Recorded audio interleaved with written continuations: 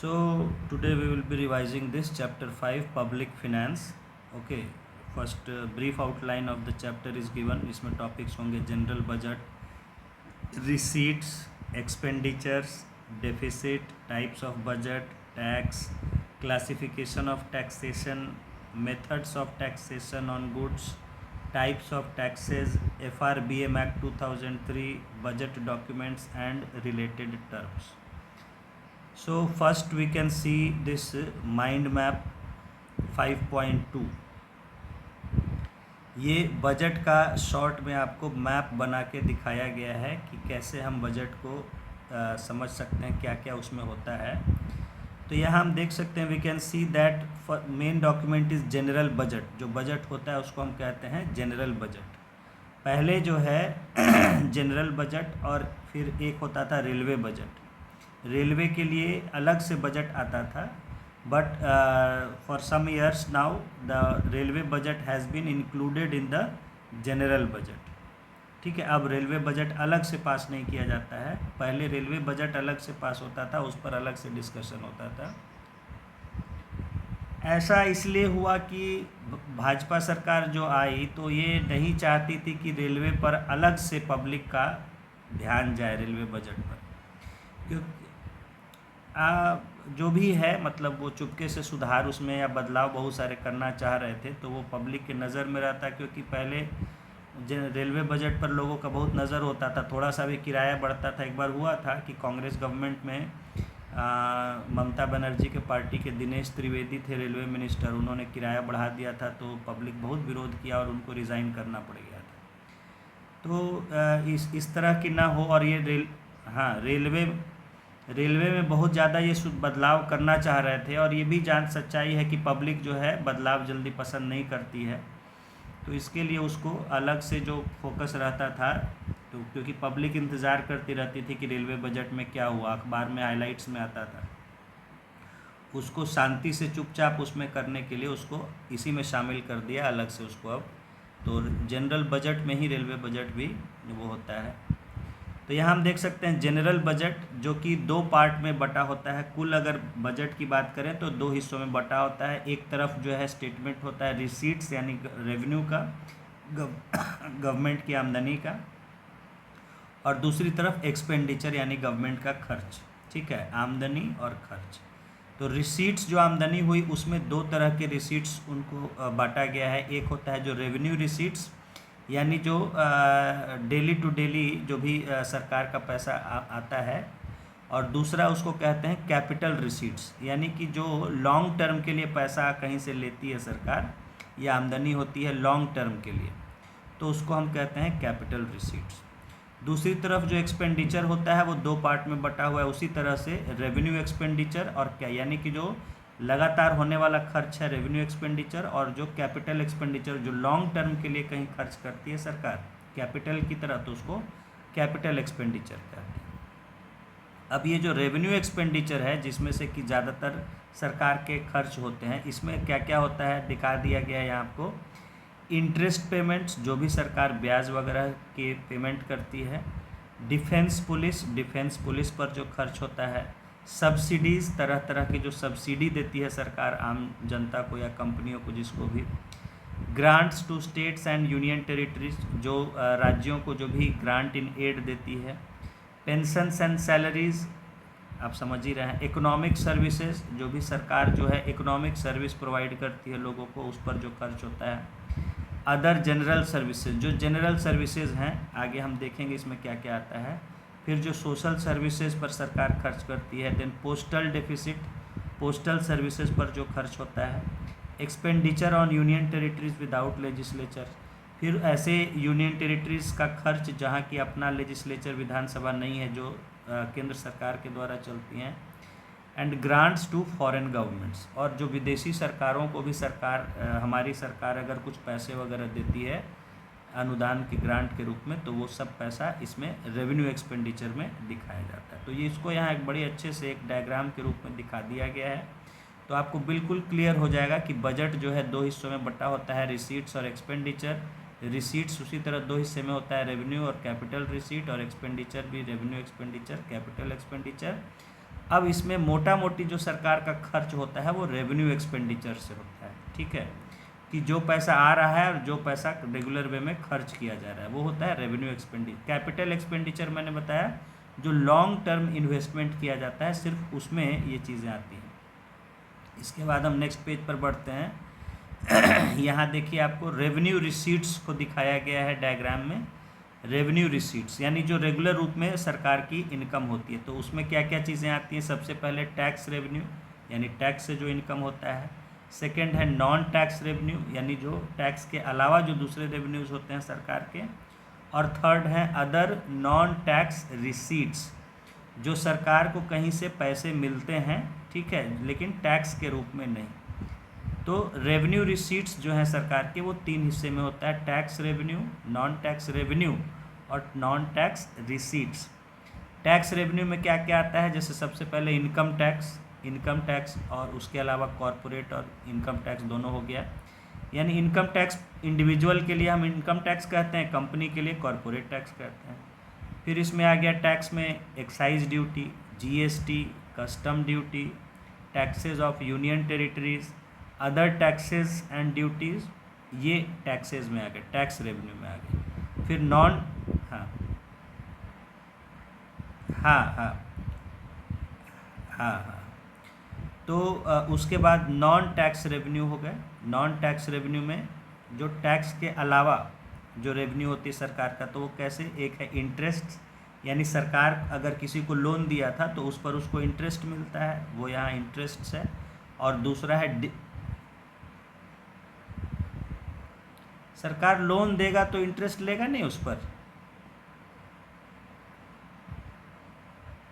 बताइए। तो कोई जो है अपना पैसा क्यों किसी को देगा, पैसा कमाने के लिए, तो वो पैसा कमाएगा तो वही तो इंटरेस्ट है।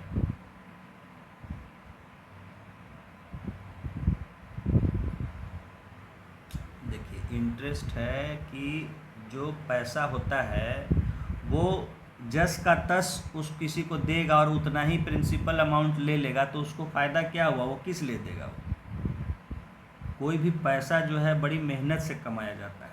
देखिए पैसा जो है जमा करना या रखना, कमाने में बड़ा मेहनत लगता है, ठीक है। जैसे कोई आदमी ने मेहनत से कुछ पैसे कमाए, अपने पास 1 लाख रुपए 10 लाख रुपए जमा किए, कितना मेहनत, कितना सालों की मेहनत से वो कमा के और वो किसी को दे देगा और उससे जस का तस ले लेगा, तो उसका क्या फ़ायदा हुआ। उतने साल की उसकी मेहनत का उसको कुछ तो आउटपुट मिलना चाहिए। तो इसी के लिए इंटरेस्ट उस पर चार्ज किया जाता है कि ठीक है I am giving you money, but वो तो आप रिटर्न करेंगे, उस पर साथ ही साथ इंटरेस्ट। इसी तरह से हमारी इकोनॉमी चलती है। चलिए, तो यहाँ पर उसको एक तो जो लोन दिया उस पर इंटरेस्ट मिलेगा, दूसरी तरफ डिविडेंड्स एंड प्रॉफिट्स, जो उसने कहीं इन्वेस्टमेंट किया होगा, पैसा लगाया होगा, उस पर उसको डिविडेंड मिलता है ना, या प्रॉफिट मिलता है। ये आ गए नॉन टैक्स रेवेन्यू हो गए, जो टैक्स के अलावा उसके इनकम हो गए। थर्ड है अदर नॉन टैक्स रिसीट्स, जिसमें कि उसका टैक्स के अलावा जो उसको पैसे की आमदनी होती है, जैसे फिस्कल सर्विसेज से कमाई होती है।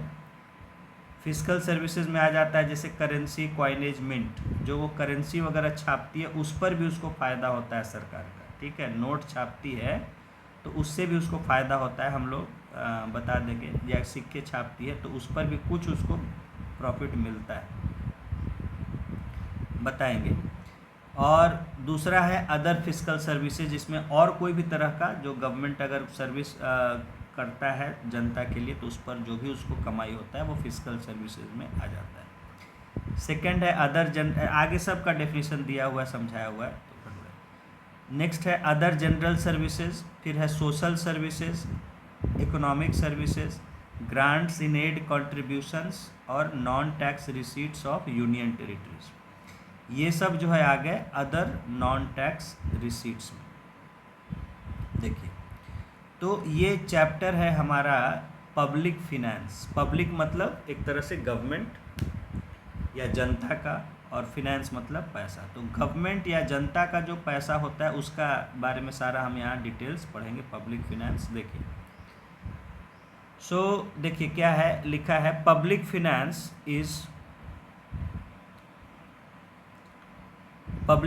is one of the disciplines in economics that deals with resource mobilization and utilization of the same to accomplish state activities at all levels with central, state and local governments। ठीक है, यानी कि public finance जो है वो ऐसा economics का branch है जिसमें हम रिसोर्स मोबिलाइजेशन और रिसोर्स का यूटिलाइजेशन को हम स्टडी करते हैं। जो भी रिसोर्स होता है, ये रिसोर्स या मतलब जो भी हमारे देश का संपत्ति है, संसाधन है, अगर किसी देश की बात कर रहे हैं तो उसका रिसोर्स को मोबिलाइज करना यानी उसको यूज़ करना, उसको यूज़ में लाना। एंड यूटिलाइजेशन, मोबिलाइजेशन मतलब होता है उसको इस्तेमाल में लाने के लिए तैयार करना, हाँ, रेडी करना, हाँ। तो रिसोर्स मोबिलाइजेशन एंड यूटिलाइज और उसका इस्तेमाल, ठीक है, टू अकम्प्लिश स्टेट एक्टिविटीज़, ताकि हम स्टेट के जो भी कामकाज कर सकें, जो भी स्टेट यानी गवर्नमेंट के कामकाज हैं, एट ऑल लेवल्स, सभी लेवल्स पर, जैसे कि सेंट्रल गवर्नमेंट लेवल पर है, स्टेट लेवल पर है या लोकल गवर्नमेंट लेवल पर। This chapter covers general budget, types of deficit, types of budget, tax, additional terms related to tax, fiscal responsibility and budget management act and tax regime of center and state।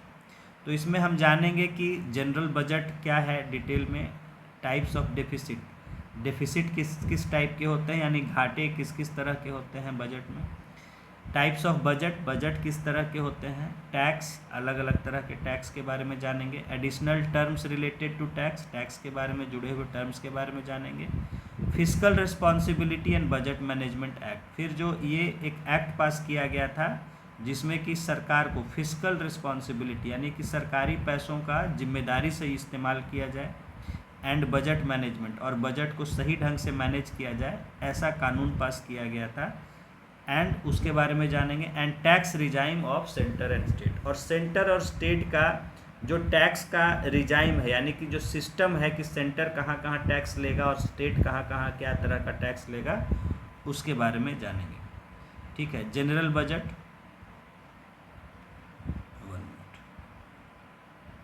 हाँ,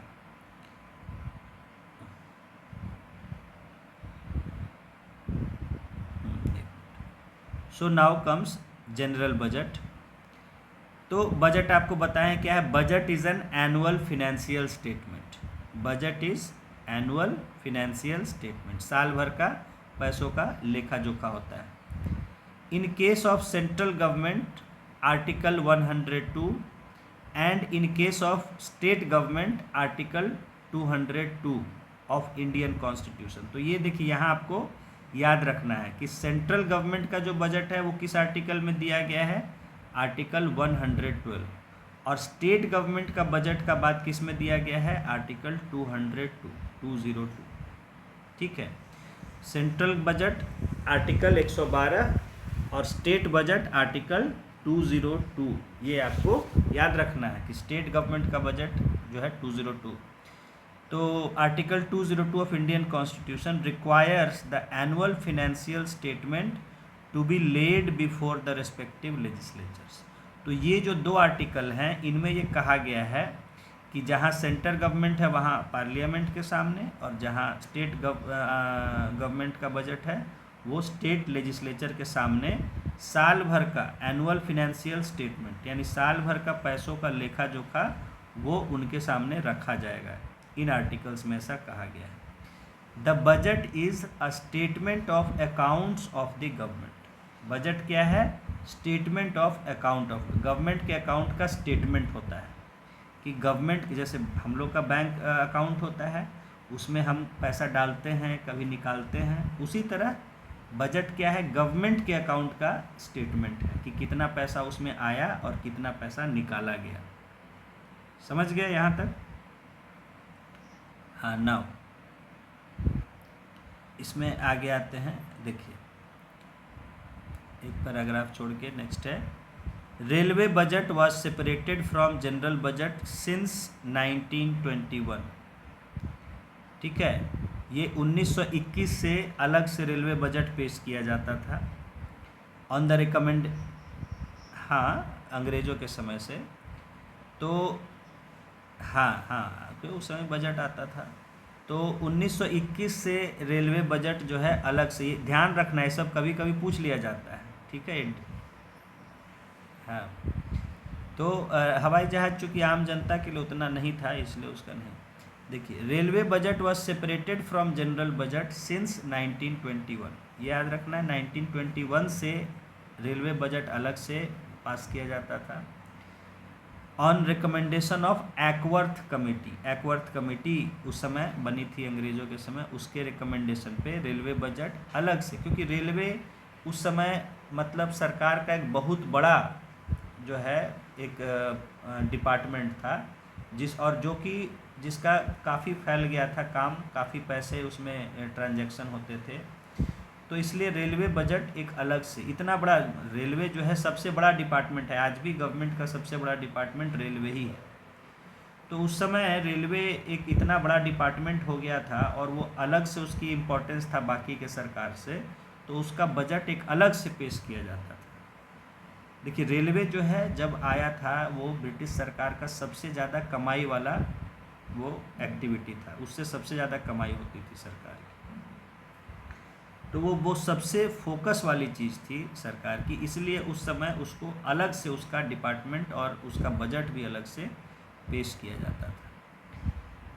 this practice was continued till 2016-17। ये 16-17 तक ऐसा हुआ, ठीक है। From 2017-18 budget it is merged with general budget on recommendation of committee by headed by Vivek Debroy. Vivek Debroy economist हैं अभी, तो उनके विवेक देबरॉय ने काफ़ी काम किया भाजपा के समय, जो नए नीति आयोग और ये सब का जो पूरा आया, तो वो विवेक देबरॉय का ही जो है वो था, सोच था। तो इन्होंने, इनके सुझाव पर 2017-18 से रेलवे बजट को जनरल बजट में ही मर्ज कर दिया गया। तो ये याद रखना है आपको, ठीक है, कि 2017-18 से जो है आपका रेलवे बजट मिक्स, ये कंबाइन कर दिया गया जनरल बजट में, ठीक है। नाउ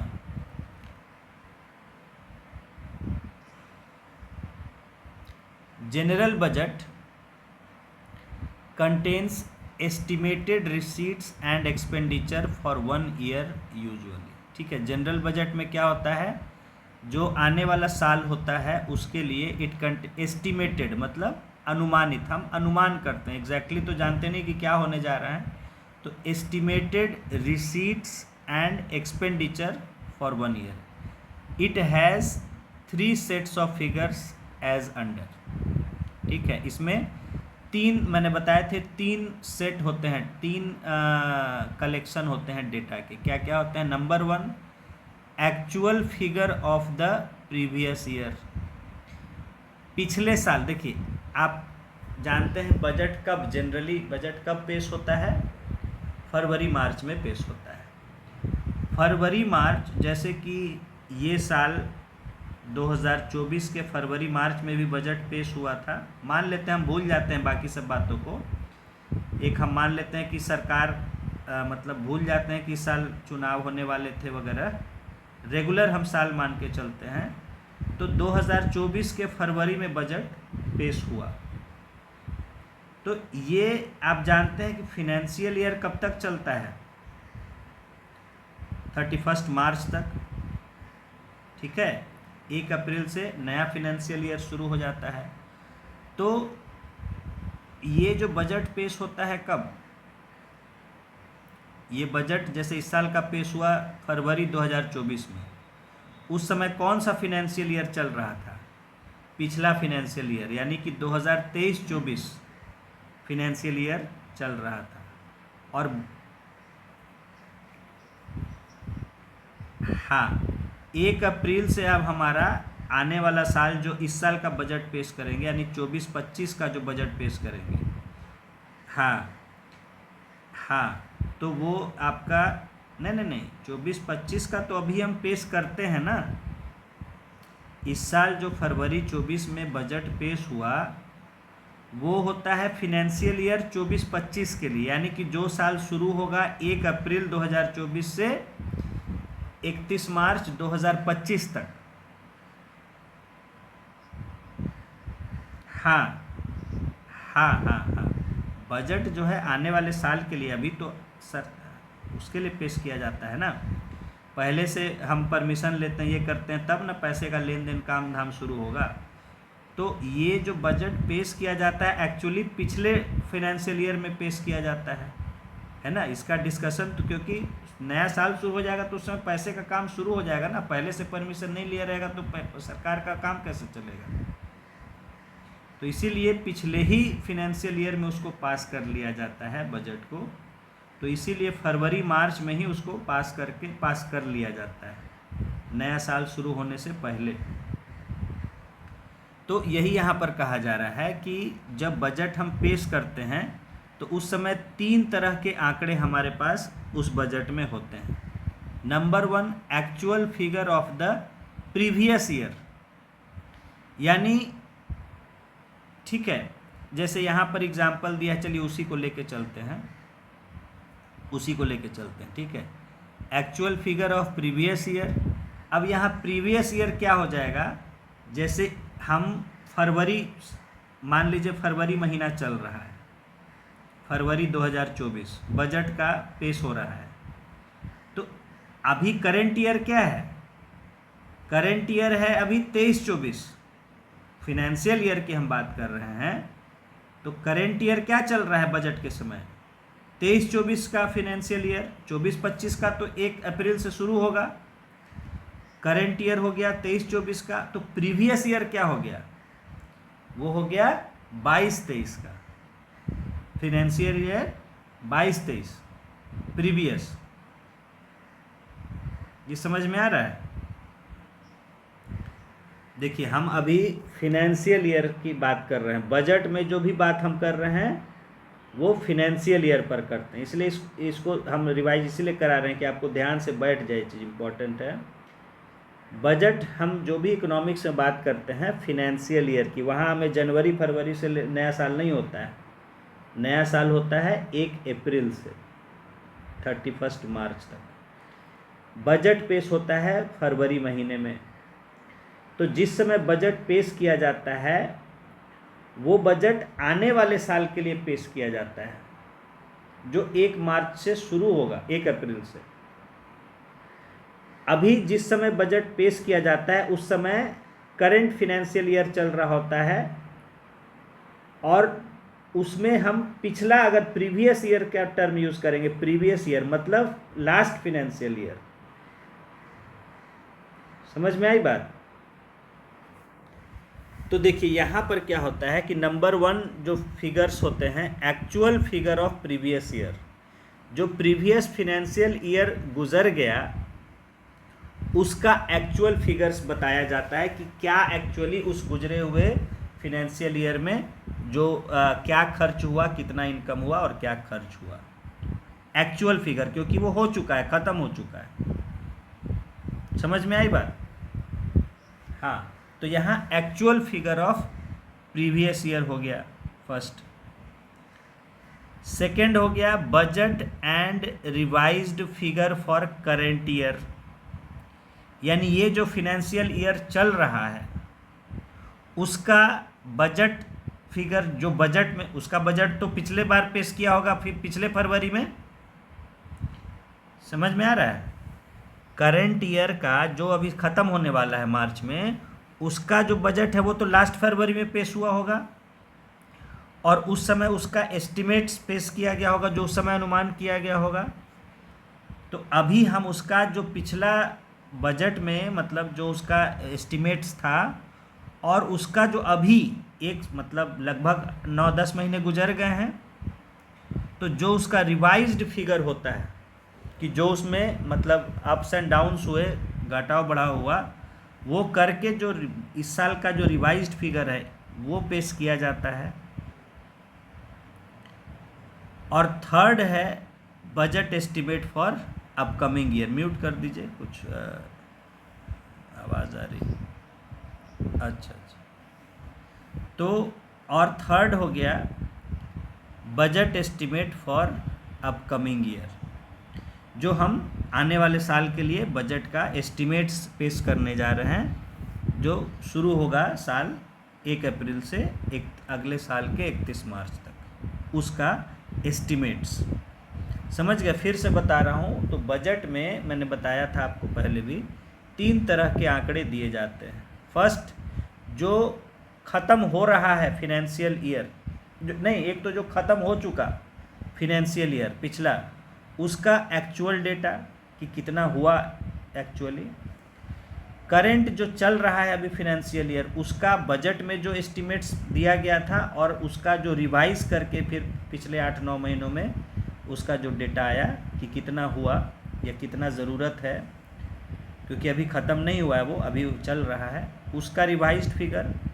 और आने वाला साल जो आएगा 1 अप्रैल से, उसका बजट एस्टिमेट, जो एक्चुअली जो मेन बजट हमारा एस्टिमेट्स है। समझ गए? तो ये 3 तरह के डेटा बजट में पेश किए जाते हैं। देखिए, budget estimates are based on previous 2 year estimates. बजट के जो हम एस्टिमेट्स पेश करते हैं, जैसे अगले साल कितना हमारा अनुमान है खर्च का और इनकम का, वो हम कैसे अनुमान लगाते हैं? वो हम पिछले 2 सालों का जो डेटा होता है उसके आधार पर अनुमान लगाते हैं कि अगले आने वाले साल में हमारा कितना इनकम होगा या कितना खर्च होगा, कितना एक्सपेंडिचर होगा। ठीक है, तो लिखा है budget estimates are based on previous 2 year estimates, यानी जो एक तो एक्चुअल फिगर हुआ प्रीवियस ईयर का और करंट ईयर का जो बजट और रिवाइज्ड फिगर हुआ, उसके आधार पर, यानी 1 और 2 के आधार पर हम 3 का नंबर्स पेश करते हैं, एस्टिमेट्स पेश करते हैं। जो थर्ड है, थर्ड जो है इसमें 1, 2, 3 3 सेट ऑफ फिगर्स है, तो 3 जो है बेस्ड होता है फर्स्ट और सेकेंड पर। पिछले फिनेंशियल ईयर में कितना हुआ रेवेन्यू और एक्सपेंडिचर, और करंट ईयर में कितना एस्टिमेट किया गया था और उसका रिवाइज्ड फिगर क्या है, इन दोनों के आधार पर हम नेक्स्ट कमिंग ईयर के लिए बजट एस्टिमेट पेश करते हैं। देखिए, यहाँ एक्सप्लेनेशन भी दिया है। If it is the budget of 2009-10, मान लीजिए 2009-10 का बजट पेश किया जा रहा है, यानी अपकमिंग ईयर 1 अप्रैल से 1 अप्रैल 2009 से 10 का बजट, यानी 1 अप्रैल 2009 से 31 मार्च 2010 का बजट पेश किया जा रहा है। तो ये अभी किस में पेश किया जा रहा होगा? ये पेश किया जा रहा होगा फरवरी 2009 में। और ठीक है, तो if it is the budget of 2009-10, the previous year is 2007-8। Previous financial year क्या है? 2007 और 8 वाला, जो फिनेंशियल ईयर ख़त्म हो गया। अभी फरवरी 2009 में कौन सा फिनेंशियल ईयर चल रहा है? ये चल रहा है 2008-9 फिनेंशियल ईयर। और बजट हम किसका एस्टिमेट पेश करने जा रहे हैं? 2009-10 का। तो इसको देखिए, यहाँ समझ लीजिए। If it is the budget of 2009-10, the previous year is 2007-8, the current year is 2008-9 and the coming year is 2009-10। ये लाइन समझ में आ गई? हाँ, हम अगर 9-10 का बजट पेश करते हैं तो वो हम जो है करेंट ईयर 2008-9 में पेश करते हैं, और वो प्रीवियस ईयर होता है 2007-8 और कमिंग ईयर होता है 2009-10। Now here is a confusion may arise regarding years में। You may raise the question as to how 2008-9 will become current year. Please remember, यहाँ लिखा जा रहा है, please remember that the budget for 2009-10 is submitted at the end of fiscal year 2008-9। जो बताया आपको कि 2009-10 का बजट कब पेश किया जाता है? फरवरी 2009 में। और फरवरी 2009 क्या है? वो 2008-9 का एंड चल रहा है, फिस्कल ईयर 2008-9 का एंड चल रहा है। उसका एंड कब हो जाएगा? 31 मार्च को हो जाएगा, और अभी हम फरवरी में हैं। तो अभी हम 2008-9 फिनेंशियल या फिस्कल ईयर के एंड में हैं, जब हम 9-10 का बजट पेश कर रहे हैं। इसीलिए 8-9, so it becomes current year. Current year fiscal year क्या चलता है? 8-9।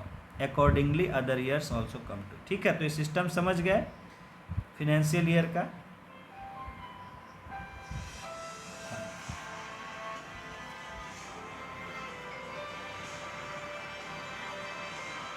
One minute.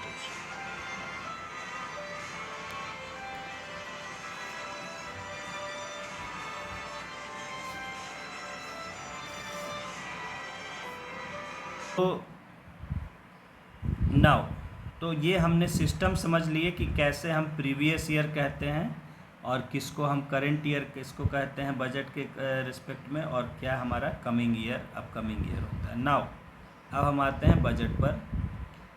The estimated receipts and expenditures are essentially made into and out of following funds.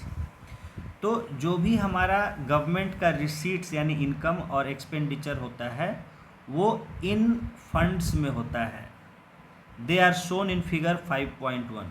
ये हमारा फिगर 5.1 दिखाया जा रहा है, जिसमें कि पैसे आते हैं और जिसमें निकाले जाते हैं। तो हमने आपको बताया है कि जो गवर्नमेंट के फंड्स हैं वो 3 तरह के अकाउंट या 3 तरह के फंड्स में होते हैं। फर्स्ट है consolidated fund of India, second है कॉन्टिजेंसी फंड ऑफ इंडिया या पब्लिक अकाउंट्स को सेकंड यहाँ कर दिया है, और थर्ड रखा है कॉन्टिजेंसी फंड ऑफ इंडिया। देखते हैं, ये आपको बताया है कंसोलिडेटेड फंड ऑफ इंडिया। देखिए इसको ध्यान से सुनिएगा। The consolidated fund has been defined in article 266 clause 1 of the constitution. तो आपको कभी पूछा जाता है कि कंसोलिडेटेड फंड किस आर्टिकल में मेंशन किया गया है, तो this is has been defined in article 266 साथ में क्लॉज 1 ऑफ कॉन्स्टिट्यूशन। आप अगर खाली आर्टिकल पूछेगा तो 266, उसका क्लॉज भी अगर देगा तो उसका फर्स्ट क्लॉज में कंसोलिडेटेड फंड मेंशन किया गया है।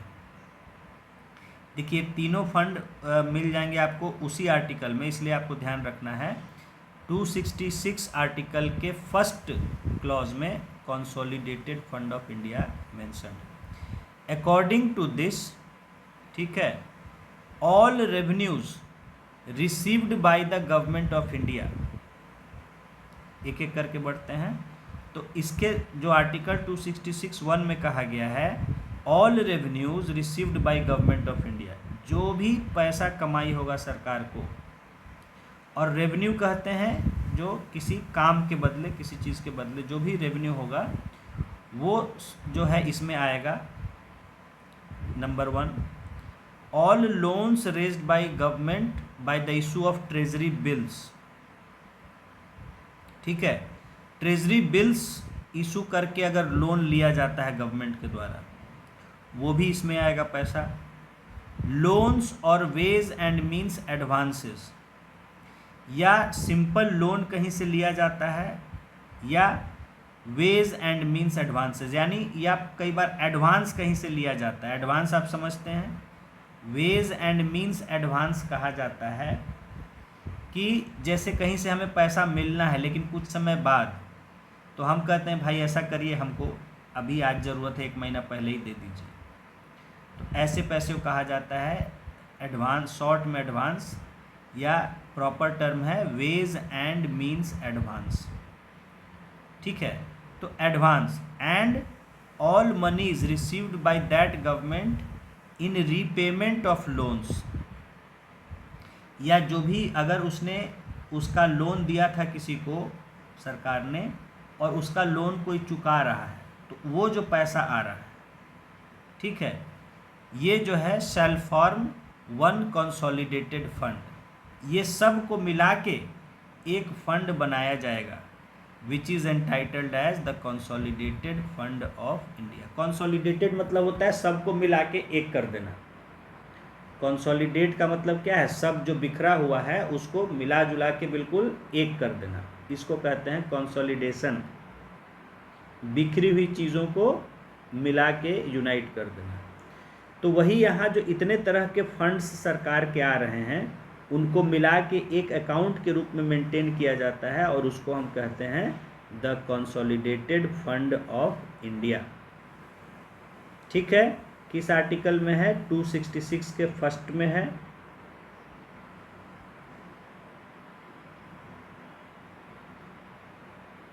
ना तो ठीक है, ठीक है, वो तो 266 तो है ही, लेकिन मान लीजिए 1 2 3, क्योंकि जैसे आगे आप भी आएगा पब्लिक अकाउंट, वो सेकंड क्लॉज में है, या आगे आगे आपका आएगा ये है क्या बोलते हैं, ये तो कॉन्टिजेंसी तो नेक्स्ट में है। तो 266 में ही दोनों है, कंसोलिडेटेड फंड भी और पब्लिक अकाउंट भी है। तो हाँ हाँ, तो 266 आर्टिकल फर्स्ट क्लॉज, अगर खाली 266 दिया है तो ठीक है, वो तो है ही। अगर 1 2 भी दिया हुआ है, एग्जैक्ट आपसे पूछना चाह रहा है, तो फिर उसके फर्स्ट क्लॉज में कंसोलिडेटेड फंड की बात है। फिर देखिए, ये तो हो गया कि जो हमारा पैसा आया, all expenses incurred by the government including repayment of debts and loans given to states governments UTs is spent from this fund। जो भी खर्च होते हैं सरकार के, ठीक है, सरकार के जो भी खर्च होते हैं जिसमें कि सरकार ने अगर कोई स्टेट गवर्नमेंट से या यूटीज़ के जो उसके लोन वगैरह जो उसका है उसको अगर चुकाता है तो वो पैसा भी यहीं से खर्च किया जाएगा, इसी फंड से, कंसोलिडेटेड फंड से लोन वगैरह चुकाया जाएगा। बाकी खर्चे तो हैं, साथ ही साथ जो लोन वगैरह भी, अगर जो खर्च उसका लोन चुकाना है तो वो पैसा भी आपका यहीं से इस्तेमाल होता है। नाउ ये हो गया कंसोलिडेटेड फंड ऑफ इंडिया, ठीक है, इसको कहते हैं कंसोलिडेटेड फंड ऑफ इंडिया में। नेक्स्ट है पब्लिक अकाउंट्स ऑफ इंडिया, ठीक है। It is established, it is established under article 266(2) of the constitution, ठीक है। ये जो है आर्टिकल 266(2) जो है संविधान का, उसमें डिफाइन किया गया है, यानी सेकेंड क्लॉज में public accounts of India define किया गया है। ऑल पब्लिक मनी, यानी देखिए यहाँ वर्ड यूज़ किया है पब्लिक, यानी जनता का, लोगों का। All public money received other than those included in consolidated fund of India are held in public accounts of India. यानी जो ऊपर मेंशन किया गया है कंसोलिडेटेड फंड ऑफ इंडिया में जो जो पैसा आएगा, उसके अलावा किसी भी तरह का अगर जनता का पैसा आता है, सरकार का पैसा आता है, तो वो किस में रखा जाता है, पब्लिक अकाउंट्स ऑफ इंडिया, ठीक है। ऊपर जो कंसोलिडेटेड फंड ऑफ इंडिया के डेफिनेशन में हमने 4-5 तरह के पैसे पढ़े, उन पैसों को छोड़ के और किसी भी तरह का सरकार का, लोगों का पैसा आता है गवर्नमेंट के पास, तो वो रखा जाता है पब्लिक अकाउंट ऑफ इंडिया में, जो कि मेंशन्ड है आर्टिकल 266 के सेकेंड क्लॉज में। कंसोलिडेटेड फंड के बाद फर्स्ट क्लॉज में मेंशन्ड है कंसोलिडेटेड फंड, सेकेंड क्लॉज में मेंशन्ड है public accounts. This account mainly consists of money raised through small saving schemes, यानी जो सरकारें हैं, चाहे वो भारत सरकार हो या राज्य सरकारें हों, वो जनता के लिए सेविंग स्कीम्स कई तरह की लाती हैं कि हाँ पैसा जमा करिए, इस पर इतना इंटरेस्ट आपको दिया जाएगा। तो ऐसे स्कीम्स में जो पैसा जमा किया जाता है लोगों के द्वारा, वो यहाँ जमा होता है। जो आपको इस बार पूछा भी था कि नेशनल सेविंग सर्टिफिकेट का पैसा कहाँ जाता है, तो स्मॉल सेविंग्स हाँ हाँ, तो हाँ इसीलिए आपको क्लियर करा रहे हैं। तो जो भी सेविंग स्कीम्स में पैसा आता है वो कहाँ जाता है? पब्लिक अकाउंट में जाता है।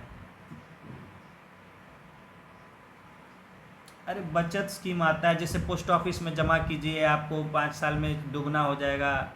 इन इन बहुत तरह का होता है। अभी आप लोग क्योंकि डील नहीं किए सब चीज़ों को तो नहीं जानते हैं। सरकार की बहुत सारी स्कीमें होती हैं जिसके तहत लोग बैंक की जगह सरकार के पास अपना पैसा जमा करते हैं और बैंक की तरफ उस पर सरकार ब्याज देती है। हाँ, जैसे होता है ना, जैसे होता क्या है कि बैंकों से लोगों को कई बार डर होता है, बैंक कुछ हो गया, धोखाधड़ी हो गया, पैसा सरकार पर ज़्यादा विश्वास होता था पहले लोगों को। अब ये पहले पहले की बात है। अभी भी गांव के जो सीधे साधे लोग होते हैं जहाँ की बैंक सुविधा नहीं होती है, वो अभी भी ये यूज़ करते हैं पोस्ट ऑफिस वगैरह के जरिए। ठीक है, नहीं पोस्ट ऑफिस देखिए, जहाँ बैंक नहीं तो गांव में सरकारी काम या तो पोस्ट ऑफिस में ही ज़्यादातर होता है, किया जाता है, या फिर मान लीजिए BDO ये सब के ऑफिस में जहाँ भी हुआ, ब्लॉक ऑफिस में। तो जैसे वो लोग बैंक की जगह सरकार पर विश्वास करते हैं, तो सरकार भी कई तरह ऐसे लोगों के लिए सिंपल बैंकिंग का स्कीम वगैरह रखती है। उसमें है क्या, कहते कि आप पैसा जमा करते रहिए हमारे पास, हम इतना आपको, तो वो पोस्ट ऑफिस से ही पैसा जमा भी कर सकते हैं, वहीं से पैसा निकाल भी सकते हैं। पोस्ट ऑफिस भी बैंक की तरह काम करता है, समझ गए? या और कई सारी योजनाएं होती हैं सरकार के द्वारा, तो उसमें भी वो पैसा अपना, जैसे BDO ब्लॉक ऑफिस या जहाँ से भी, या पंचायत ऑफिस जहाँ से भी पैसा जमा करके वो सरकार के पास कर सकते हैं। तो ऐसी जो भी बचत योजनाएं आती है, सेविंग स्कीम्स आती हैं, उनमें जो पैसा जमा होता है वो कहाँ जाता है? वो सरकार के पब्लिक अकाउंट में जाता है। समझ गए बात? उसके बाद है provident fund scheme. Provident fund होता है कि जो भी लोग गवर्नमेंट एम्प्लॉय हैं उनका कुछ पैसा वो रखा जाता है सरकार के द्वारा, ताकि वो उनको बाद में उससे उसको उनको रिटायरमेंट के बाद एक मुश्त जमा करके उनको दिया जा सके, जो उनका एक बड़ा बचत के रूप में काम आता है। ठीक है, तो उसको कहते हैं प्रोविडेंट फंड। तो पहले उसी से पेंशन वगैरह दिया जाता था। ठीक है, प्रोविडेंट फंड कटता था तो उसी से पहले लोगों को पेंशन दिया जाता था बेसिकली। तो अब तो वो पेंशन वाला सिस्टम चेंज हो गया है थोड़ा। तो पहले क्या था कि जो पैसा कटता था उसमें वो प्रोविडेंट फंड में जाता था और पेंशन सरकार देती थी। अभी कर दिया है उसी को कि पेंशन में आप आधा, अब उसमें अभी फिर से कुछ मॉडिफाई किया है इस बार सरकार। तो चलिए उसको देखेंगे हम लोग जब वो क्लियर हो जाएगा। तो प्रोविडेंट फंड, ये आपको ध्यान रखना है, प्रोविडेंट फंड का पैसा, सेविंग स्कीम का पैसा, ये सब कहाँ जाता है? Public accounts of India. देखिए, the government is just custodian of these. Government वहाँ क्या है? सिर्फ उस पैसे का कस्टोडियन यानी उसका रक्षक होता है। वो उसको खर्च करने के लिए नहीं मिलते हैं, वो पैसा उसके पास विश्वास के रूप में जमा किया गया है। ठीक है, it has to repay either on maturity date और व्हेनेवर क्लेम्ड बाय पीपल। उसको वो पैसा या तो जब उसका डेट सेविंग्स जो स्कीम है उसका मैच्योरिटी होगा तब वो लोगों को देना होगा, या जब लोग डिमांड करेंगे कि हमको पैसा चाहिए तो उसको लौटाना पड़ेगा पैसा। दिस काइंड ऑफ डेट और obligation raised by government is called other liabilities. तो इस तरह का जो सरकार पर एक जिम्मेदारी होती है, क्योंकि सरकार के पास पैसे जमा हैं लोगों के गवर्नमेंट एम्प्लॉयज़ के, तो वो उस पर एक जिम्मेदारी डाल देती है, एक तरह से कर्ज है कि उतना पैसा आपको लौटाना है पब्लिक को। तो इसको हम कहते हैं अदर लायबिलिटी। बजट में बताए थे आपको अदर लायबिलिटी। तो अदर लायबिलिटी में किसी भी तरह का पैसा जो सरकार के पास जमा होता है और उसको लौटाना होता है वो आते हैं other liabilities. But it is to be noted that public accounts of India doesn't contain other liabilities alone. लेकिन पब्लिक अकाउंट में सिर्फ यही पैसा नहीं होता है, अदर लायबिलिटीज़ ही नहीं होता है, कुछ और भी तरह का there are some other receipts also, कुछ और जगह से भी पैसा आता है, वो भी पब्लिक अकाउंट ऑफ इंडिया में जमा किया जाता है। ये हो गया। हालांकि मैंने जो आपको लास्ट वो डिस्कस किया था उसमें और डिटेल मैंने आपको इसमें बताया था कि क्या क्या और होता है इसमें, ठीक है। खैर अब आगे बढ़ते हैं। पब्लिक अकाउंट के बारे में हमने देख लिया। नेक्स्ट है कॉन्टिजेंसी फंड ऑफ इंडिया। देखिए, it is created by article 267 of constitution. ये जो है आर्टिकल 267 में मेंशन किया गया है contingency fund to meet unforeseen expenditure. तो ऐसे खर्च करने के लिए जिनका पहले से कल्पना नहीं किया गया था, सोचा नहीं गया था।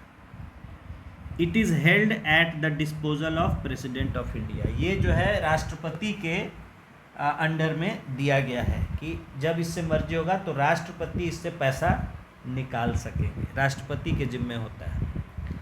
ही she can meet the expenditure and get the approval of parliament later. तो वो जो है जब सरकार को ज़रूरत हो तो उसके लिए पैसा निकाल के दे सकते हैं उस समय, लेकिन बाद में पार्लियामेंट से उसका अप्रूवल लेना पड़ता है। पूरी तरह राष्ट्रपति के मर्जी पर ही नहीं है, ये उस समय के लिए राष्ट्रपति को जिम्मेदारी दी गई कि जिस समय अगर अचानक ज़रूरत पड़ जाए, कोई दुर्घटना कुछ हो जाए, उस समय वो पैसे इमीडिएटली निकाल के सरकार को दे सकते हैं, लेकिन बाद में पार्लियामेंट का जब सेशन आएगा तो उसका भी अप्रूवल उस पर लेना पड़ता है, और दे ही देता है अप्रूवल जनरली पार्लियामेंट। तो ये हो गया कॉन्टिजेंसी फंड। आर्टिकल 267 जिम्मेवारी किसको दी गई है? यहाँ पैसे निकालने की राष्ट्रपति को, और यहाँ पैसे निकालने के लिए उसको किसी से पूछना नहीं पड़ता है। कॉन्टिजेंसी फंड से पैसा निकालने के लिए आपको लॉ पास करना पड़ता है, बताए थे। अप्रोप्रिएशन बिल पास होता है, तब अप्रोप्रिएशन एक्ट बनता है, तब पैसा निकालती है सरकार। यहाँ जो है राष्ट्रपति डायरेक्टली अपने ऑर्डर से पैसा निकलवा सकते हैं। तो ये हमने 3 तरह के अकाउंट देख लिए, कंसोलिडेटेड फंड और आपका पब्लिक अकाउंट ऑफ इंडिया और कॉन्टिजेंसी फंड। तो ये तो हमने देखा उसका जो फंड्स किस तरह मेंटेन करता है। अब हम लोग समझेंगे रिसीट्स और एक्सपेंडिचर ऑफ गवर्नमेंट। देखिए receipts, before getting into the details of receipts it is necessary to see the difference between receipts and revenue। Receipt और रेवेन्यू में क्या फ़र्क होता है इसको हम समझेंगे। Revenue belongs to the receiver. Revenue जब हम कहते हैं वर्ड, तो ये जिसका होता है, जिसको मिलता है उसी का होता है। रेवेन्यू वर्ड यूज़ करते हैं कि उसका रेवेन्यू इतना था, यानी उसको इतना रेवेन्यू मिला, तो उसका मतलब वो उसी का है, उसको किसी को देना नहीं है। It need not be repaid by the receiver. जिसको मिला वो रेवेन्यू, वो उसको किसी को देना नहीं है उसको। If we take an individual, the salary received by him is his revenue. अगर किसी व्यक्ति की बात करें हम लेके उदाहरण, तो उसका जो सैलरी होता है वो उसका रेवेन्यू होता है। वो अपना सैलरी फिर किसी को देने के लिए उसको कोई उस पर वो नहीं है। Receipts include revenue apart from others. लेकिन जब हम रिसीट्स वर्ड यूज़ करते हैं उसमें रेवेन्यू के अलावा भी कई चीज़ें होती हैं। For example, loan received is also included in receipts. Loan भी जो होता है अगर कहीं से मिलता है तो वो भी रिसीट में शामिल किया जाता है। The loan received needs to be repaid. जो लोन लिया है उसको तो फिर से चुकाना पड़ेगा। The figure 5.2 explains this relationship. तो फिगर 5.2 नीचे दिखाया है कि जो भी तरह का सरकार को पैसा आया वो आता है, उसको कहा जाता है रिसीट। उस रिसीट में रेवेन्यू भी हो सकता है, यानी उसका अपना कमाई भी हो सकता है, और साथ ही साथ लोन्स या और भी बहुत सारी चीज़ें हो सकती जो उसका अपना कमाई नहीं है, लेकिन पैसा आया है। समझ गए? हमने कर्ज लिया तो पैसा आया, गिरवी रखा उससे ही पैसा आया, लेकिन वो मेरा कमाई तो नहीं है। तो इनकम के अलावा भी बहुत सारे पैसे आ सकते हैं, वो आता है, वो सब मिलके रिसीट्स कहा जाता है। Now as per articles 112 and 202 of Indian constitution, 112 में क्या है? Budget of the union government, and 202 में क्या है? Budget of the state government. तो as per articles 112 and 202 of Indian constitution, it is necessary to distinguish revenue expenditure from other expenditure. उसी तरह article 112 और 202 में कहा गया है कि सरकार के जो खर्च होंगे तो उनको ये दिखाना पड़ेगा क्लियरली अलग अलग कि कौन से एक्सपेंडिचर हुए हैं जो रेगुलर वे में एक्सपेंडिचर हुआ है और कौन सा एक्सपेंडिचर किसी और दूसरे तरह का एक्सपेंडिचर खर्च हुआ है, वो दिखाना पड़ता है। In addition to this classification, Indian budget classified receipts also alike.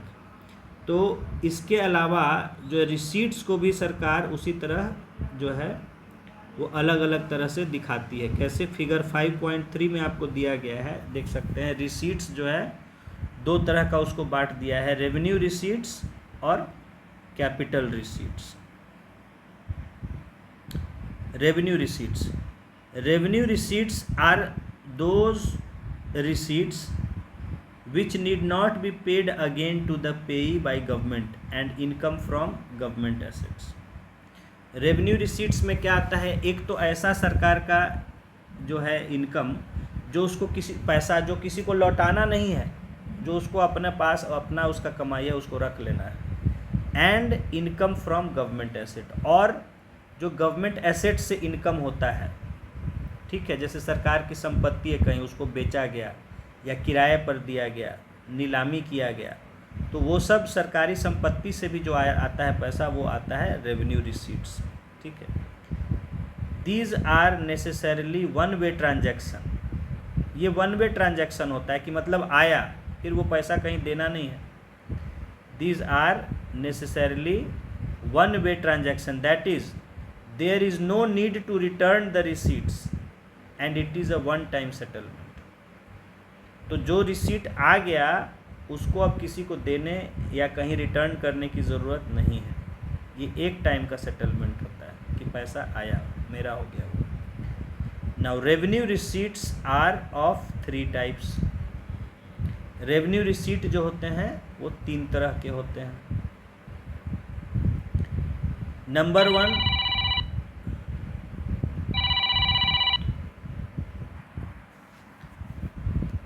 तो revenue receipts are of 3 types. Number 1 tax revenues, 3 types tax revenues, फिर नंबर 2 है नॉन टैक्स रेवेन्यूज, और नंबर 3 है other non tax receipts.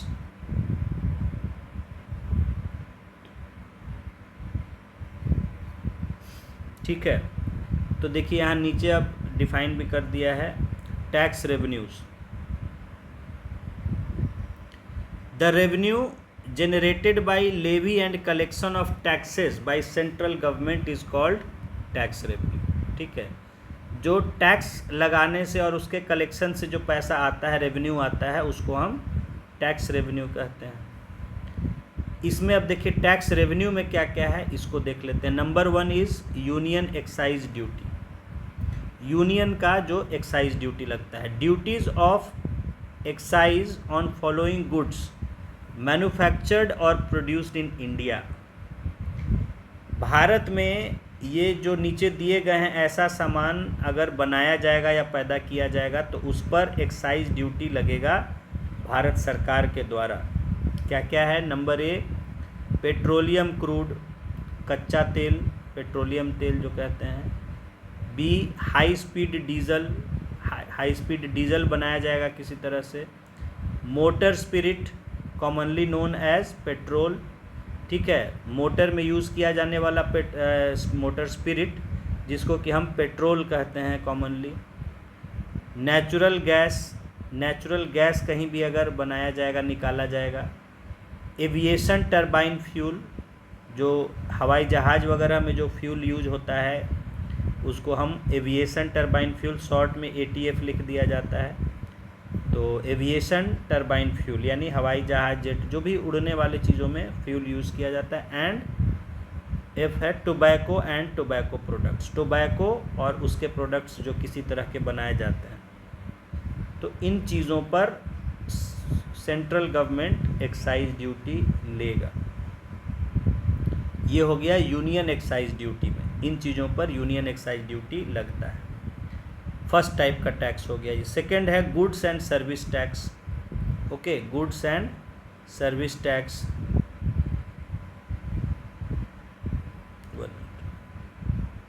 Goods and service tax, ठीक है। It is the tax on supply of goods and services except on supply of alcoholic liquor for human consumption.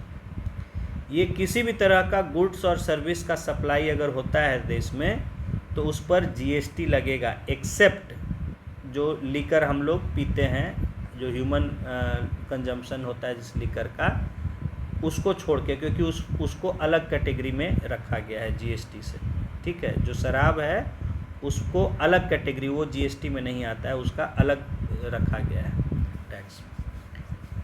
तो खाली शराब को छोड़ के बाकी कोई भी तरह का गुड्स एंड सर्विसेज जो सप्लाई होता है उस पर GST लगता है, जो कि ये एक तरह का टैक्स है।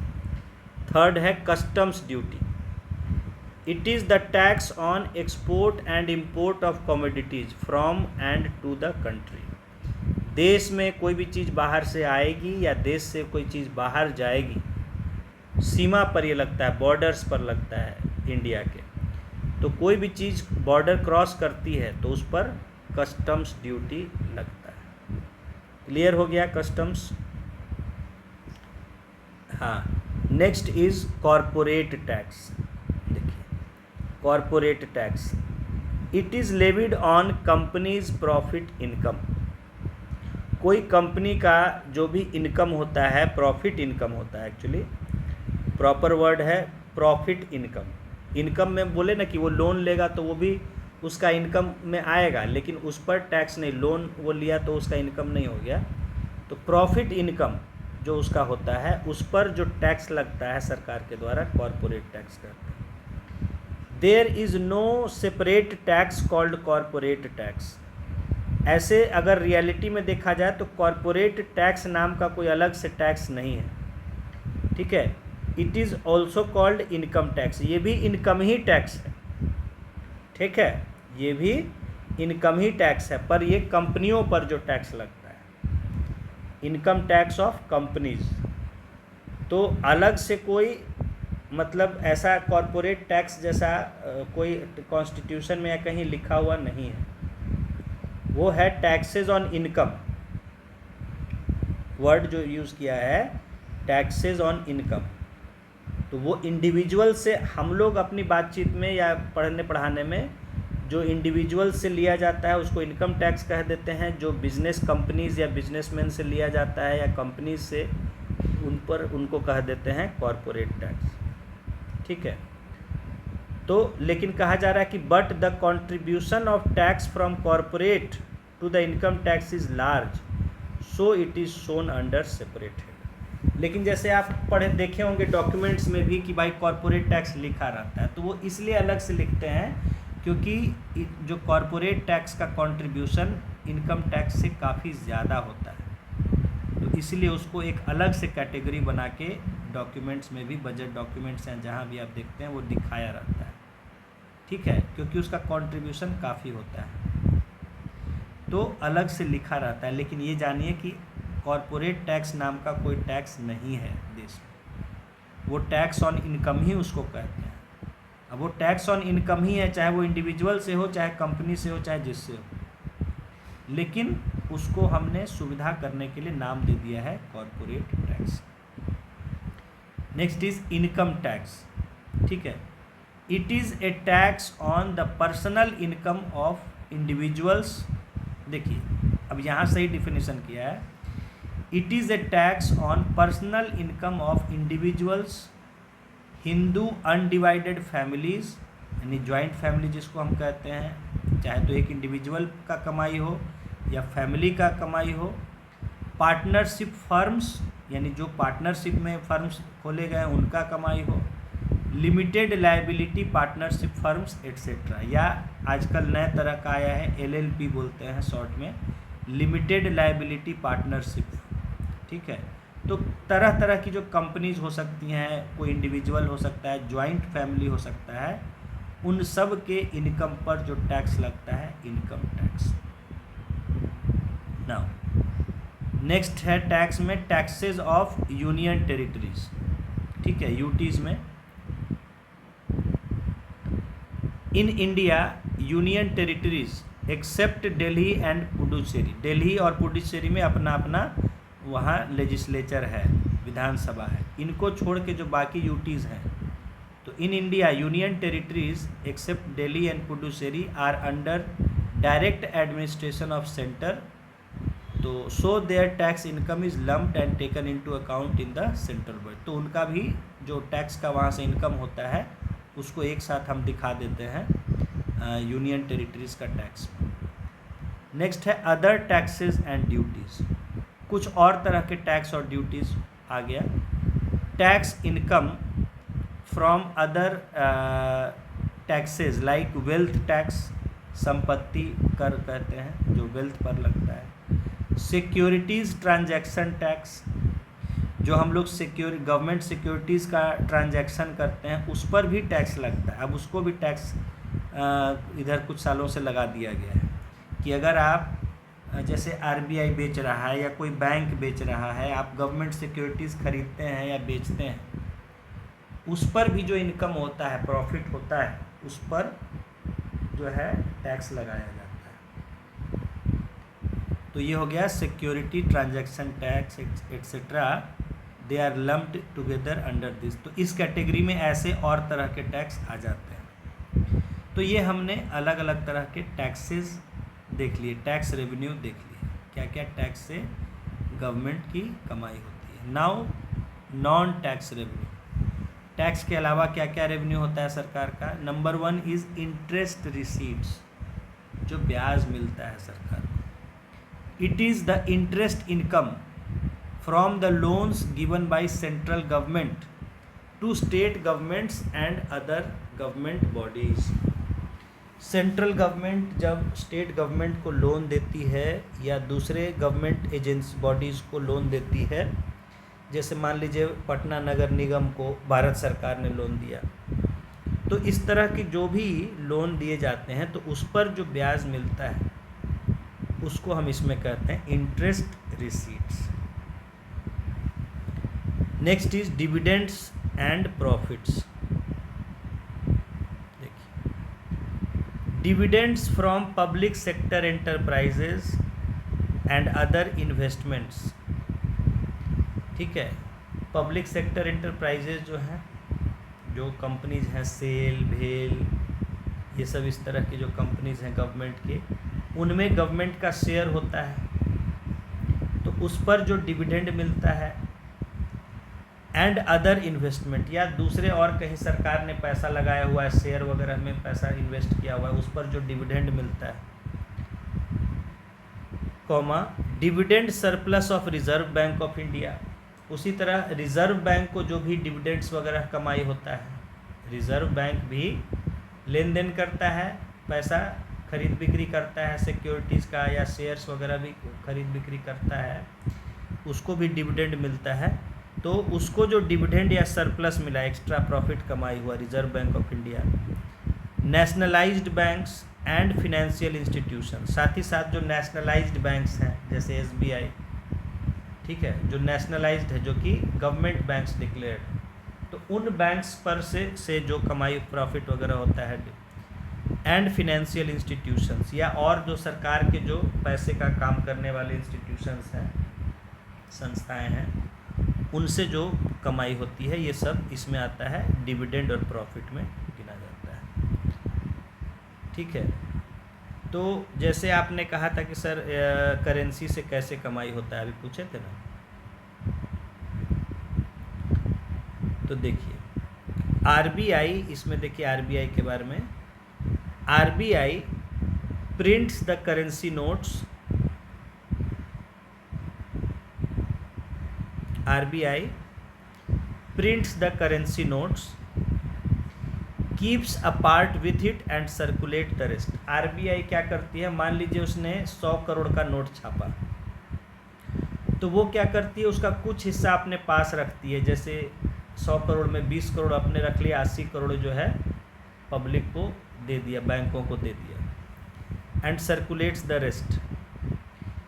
In addition the commercial banks keeps their currency reserve with RBI. उसके अलावा आपको पता है कि जो कमर्शियल बैंक्स हैं वो भी, उनको भी अपना कुछ करेंसी का रिजर्व जो है आरबीआई के पास रखना पड़ता है। ठीक है, तो the printed currency notes and the reserves maintained by commercial banks are fixed liabilities for which the RBI does not pay any interest. समझिएगा, तो ये जो आरबीआई के पास पैसा होता है, यानी एक तो जो करेंसी नोट छापे उसको अपने पास रखे हुए हैं, और दूसरा जो बैंकों का करेंसी रिजर्व, जिसको कैश रिजर्व रेशियो हम कहते हैं, वो रखा हुआ है। इस पर आरबीआई को किसी को कोई इंटरेस्ट नहीं देना होता है, ये फिक्स्ड लायबिलिटी के रूप में होता है कि भाई जितना आपने दिया है उतना ही आपको लौटाया जाएगा, उस पर कोई इंटरेस्ट नहीं दिया जाएगा। तो ये फिक्स्ड लायबिलिटी होते हैं आरबीआई के।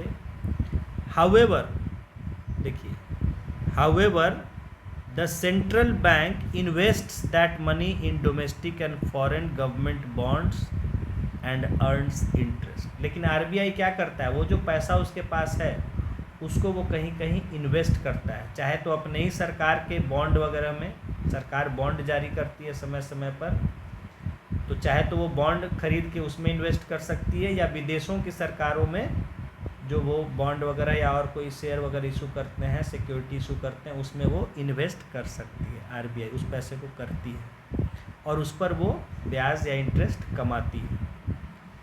The total cost of printing the currency is approximately 1/7 of total interest income.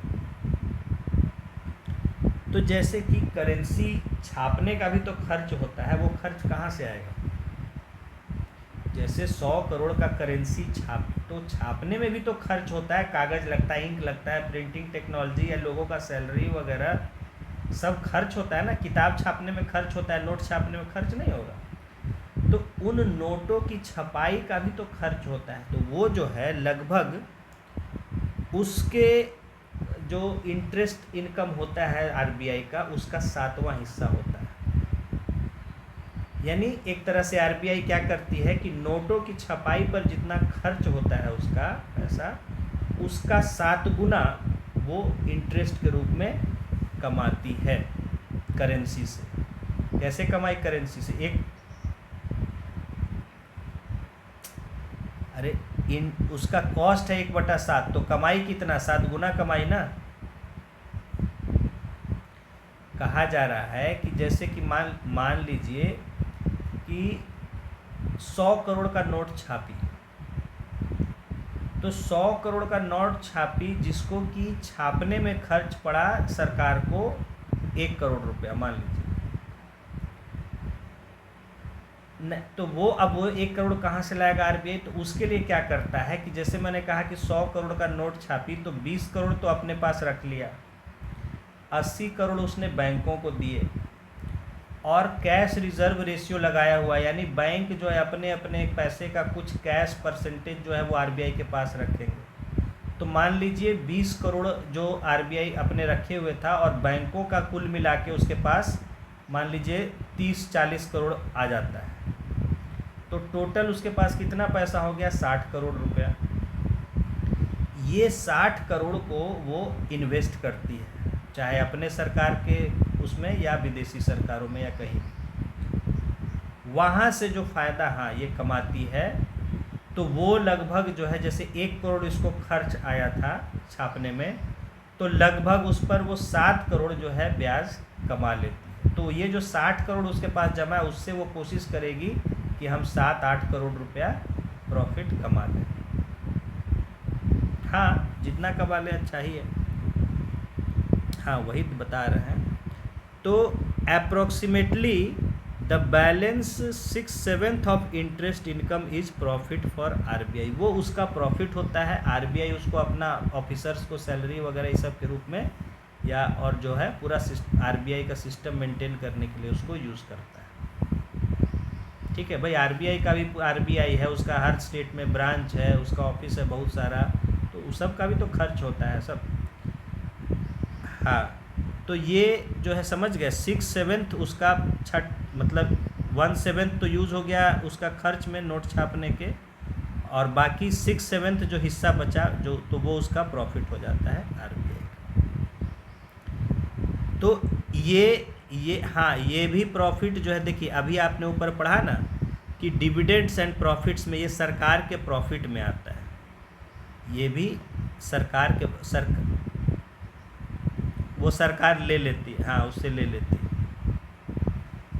हाँ हाँ, देखिए तो the nationalised banks, financial institutions and public sector enterprises generate profit through their business activity. उसी तरह मतलब आप जैसे बैंक सब हैं अपना प्रॉफिट कमाते हैं, फिनेंशियल इंस्टीट्यूशन है या पब्लिक सेक्टर एंटरप्राइजेज जो भेल सेल गेल ये सब हैं, एनटीपीसी ये सब, तो ये जो भी प्रॉफिट कमाते हैं ये सब इसमें डिविडेंड्स एंड प्रॉफिट्स में जाता है सरकार। ठीक है, तो ये हो गया आपका नॉन टैक्स रेवेन्यू में।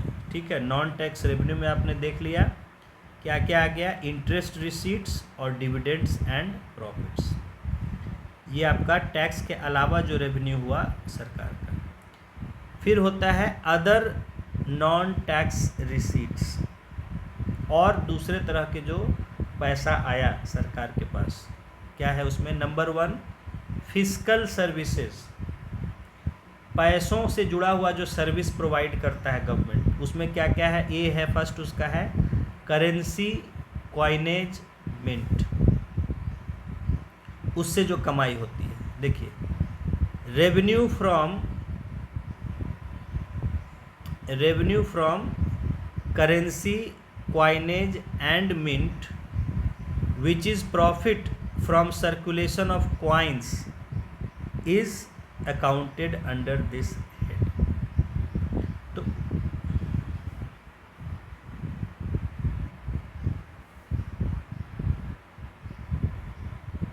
अच्छा, इसको हम एक बार फिर से एक्सप्लेन कर दे रहे हैं, अभी थोड़ा सा रिकॉर्डिंग छूट गया था आपसे।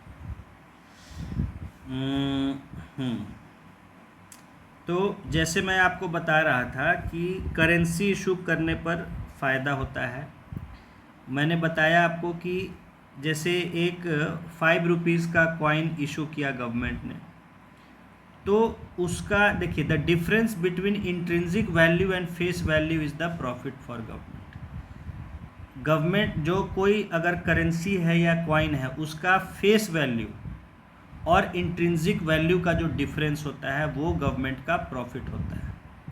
ठीक है, intrinsic value means the cost of production of the coins, सिक्के या नोट को छापने का जो कॉस्ट होता है उसको हम उसका इंट्रिंसिक वैल्यू कहते हैं। कोई भी नोट है या सिक्का है, उसको छापने का जो भी खर्च, बनाने में जो खर्च आया उसको हम कहते हैं इंट्रिंसिक वैल्यू, वो प्रोडक्शन का कॉस्ट है उसका। जैसे नोट छापने का खर्च है, उसमें नोट छापने में क्या है, करेंसी पेपर का खर्च, प्रिंटिंग, इंक, और उसको मशीन्स का यूज़ करने का जो वो हुआ, या लोगों का सैलरी हुआ, जो भी कुछ उसमें यूज़ हुआ, वो सारा चीज़ प्रोडक्शन कॉस्ट आ जाएगा। उसी तरह सिक्के छापने में मेटल का जो कॉस्ट है, ठीक है, it is the metal and other cost, तो जो मेटल का कॉस्ट हुआ और उसको ढालने का है ना, गला के ढाला जाता है पूरा, तो उसको वो ढालने का जो पूरा कॉस्ट है, वो सब मिलके इंट्रिंसिक कॉस्ट कहते हैं, इंट्रिंसिक वैल्यू।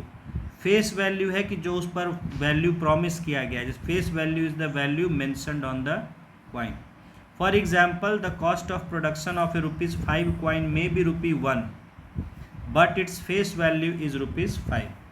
एक 5 रुपीज़ के कॉइन को बनाने का खर्च हो सकता है सिर्फ 1 रुपये हो, जबकि उसका फेस वैल्यू जो है दैट इज़ 5 रुपीज़। तो the profit from A 5 rupee coin is ₹4। तो उसको बनाने में सरकार को कितना फ़ायदा हुआ? 4 रुपीज़ का बेनिफिट हुआ। It is called seigniorage. तो जो करेंसी नोट्स या कॉइन्स पर जो उसको इशू करने पर जो प्रॉफिट होता है उसको कहा जाता है सीनियरेज। ये किसी भी गवर्नमेंट को ये प्रॉफिट होता है, वहाँ करेंसी सिस्टम मेंटेन करने का प्रॉफिट होता है। नाउ तो इससे जो कमाई होता है वो हमारे करेंसी नोट्स कॉइनेज इसमें आता है, जो कि फिस्कल सर्विसेज अंडर जो है नॉन टैक्स रिसीट्स में ये काउंट होता है। नॉन टैक्स रिसीट्स यानी कि जो ऐसा पैसा है जो कि टैक्स के अलावा सरकार को मिल रहा है, जो कि फिस्कल सर्विसेज में first type of fiscal services है currency, coinage and mint, and then there is other fiscal services. ठीक है, अदर फिस्कल सर्विसेज में क्या है? These receipts are mainly relating to contributions by Reserve Bank of India towards extended fund facility, charges payable to International Monetary Fund, remunerations etc. received from IMF, and penalties etc. realized against economic offences। तो इसमें जो है जैसे IMF के साथ reserve bank का लेन then होता है, वहाँ से अगर कुछ पैसा कमाई हो रहा है सरकार को, ठीक है, या जो सरकार फ़ाइन वगैरह पेनाल्टी वगैरह लोगों पर करती है, ठीक है, तो वो fines and penalties economic offences के अगेंस्ट में जो फाइन्स पेनाल्टीज़ होता है वो सब इसमें आता है। तो वो आपको बस इतना जान लेना है कि इसमें और तरह से जो पैसा रिजर्व बैंक या पेनाल्टीज़ से जो पैसा आता है ये सब इसमें आता है। तो ये तो हो गया फिस्कल सर्विसेज से। अदर नॉन टैक्स रिसीट्स के अंदर फिस्कल सर्विसेज में हमने 2 तरह का देखा, एक करेंसी, कॉइन, ये सब, और अदर फिस्कल। नाउ उसके बाद other general services, receipts from public service commissions, central police etcetera are included in this category. इसमें जो है जो भी पब्लिक सर्विस कमीशंस हैं उनका जो इनकम हुआ, जैसे हम लोग फॉर्म भरते हैं तो उसके लिए पैसा अप्लाई देते हैं, चार्जेस देते हैं, या बहुत तरह का एग्ज़ाम्स है उसके लिए तरह तरह का चार्जेस, या करेक्शन कभी करा रहा है कोई उसके लिए कुछ पैसा जमा कर रहा है, बहुत तरह का जो पैसा पेमेंट किया जाता है पब्लिक सर्विस कमीशंस को। उसी तरह सेंट्रल पुलिस जो है, सेंट्रल पुलिस, क्योंकि सेंट्रल गवर्नमेंट को पैसा जाएगा, तो जैसे सीआरपीएफ है, सेंट्रल रिजर्व पुलिस फोर्स वगैरह, या और तरह की जो सेंटर की पुलिस फोर्सेज हैं, उनके जो उनकी कमाई होती है उनको अगर कोई पेमेंट वगैरह होता है तो मतलब उनको अगर लोग किसी तरह से कोई पैसा वगैरह देते हैं तो वो सब जो है जाता है उसमें, are included in this category. Next is social services, government की social receipts from departments like education, sports, culture, health, information and publicity etcetera constitute this category. इस कैटेगरी में सरकार के एजुकेशन डिपार्टमेंट से जो इनकम हुआ, जैसे एजुकेशन डिपार्टमेंट से इनकम तरह तरह का, जैसे स्कूल्स वगैरह से है ना, फीस वगैरह या और तरह का जो भी इनकम होता है, एग्ज़ाम फीस, रजिस्ट्रेशन फीस और तरह का, तो डिपार्टमेंट्स लाइक एजुकेशन, उसी तरह स्पोर्ट्स डिपार्टमेंट से जो भी कमाई हुआ, कल्चर डिपार्टमेंट, हेल्थ डिपार्टमेंट, जो हम लोग गवर्नमेंट हॉस्पिटल्स में अगर जाते हैं वहाँ जो भी हम पे करते हैं, इंफॉर्मेशन एंड पब्लिसिटी, और सरकार का जो प्रचार प्रसार करने का है, जैसे आप रेडियो के माध्यम से, टीवी के माध्यम से करते हैं, उस पर जो हम एडवर्टीज़मेंट का कॉस्ट वगैरह पे करते हैं, ये सब गवर्नमेंट के इसमें सोशल सर्विसेज में जाता है। ठीक है, ये देख लिए। Then economic services, receipts from departments like agriculture and allied activities, ठीक है, irrigation and flood control, energy, transport and communication come under this category. तो इन डिपार्टमेंट्स का जो भी कुछ कमाई होता है सरकार का, वो पैसा इकोनॉमिक सर्विसेज के अंडर में जाता है, अदर नॉन टैक्स रिसीट्स के। आप देखे हैं इसको, मैंने फिनेंशियल स्टेटमेंट दिखाया था आपको, उसमें आप इसमें देख सकते हैं डिटेल में। Next is now grants in aid contributions. एक तो हुआ कि भारत सरकार किसी को ग्रांट इन एड दिया, मदद के रूप में पैसा दिया। दूसरा है भारत सरकार को कोई पैसा दिया, जैसे वर्ल्ड बैंक दिया, IMF दिया या और कोई बॉडी दिया, तो वो जो पैसे आते हैं वो भी इसमें नॉन टैक्स रिसीट्स में दिखाए जाते हैं। देखिए, these are receipts from foreign governments and multilateral bodies. Multilateral कहते हैं जिसमें बहुत सारे को मिला के कोई बॉडी बनाया गया है, जैसे WTO, उसमें बहुत सारे देश मेंबर्स हैं। IMF, बहुत सारे देश मेंबर्स हैं। वर्ल्ड बैंक, उसके बहुत सारे देश मेंबर्स हैं। यूनाइटेड नेशन, बहुत सारे देश मेंबर्स हैं। ऐसे बॉडीज़ को कहा जाता है मल्टीलेटरल बॉडीज़। तो देखिए, these are receipts from foreign governments and multilateral bodies as gift to the government which need not be repaid. वो गिफ्ट की तरह दिए जाते हैं, उनको चुकाना नहीं होता। मैंने पहले ही बताया था आपको, जो ग्रांट्स होते हैं उनको चुकाया नहीं जाता है, वो गिफ्ट की तरह, मदद की तरह दिए जाते हैं। चाहे वो भारत सरकार दे राज्य सरकार को, चाहे वो अमेरिका सरकार, जापान सरकार या वर्ल्ड बैंक दे भारत सरकार को। तो इसी ग्रांट्स इन एड को पाने के लिए नीतीश कुमार जी इतना स्पेशल राज्य का मांग रहे थे। समझ रहे हैं कि हमें गिफ्ट के तौर पर पैसा दीजिए। मोदी कह रहे हैं गिफ्ट के तौर पर नहीं देंगे, उधार लेना है तो ले लो, ठीक है। तो वो उन्होंने ठग लिया, बोला उधार दे देंगे या आपका जो पैसा और मिलना है वो दे देंगे, हमसे गिफ्ट उफ्ट मत मांगिए, हमसे ग्रांट मत मांगिए। तो ग्रांट जो पैसा होता है वो चुकाना नहीं पड़ता है, वो मदद के तौर पर या गिफ्ट के तौर पर दिया जाता है। It also includes contribution in form of material and equipment. तो ये ज़रूरी नहीं है कि ये कैश के रूप में दिया जाए, ये गुड्स के रूप में, मटेरियल्स के रूप में, इक्विपमेंट के रूप में भी दिया जाता है।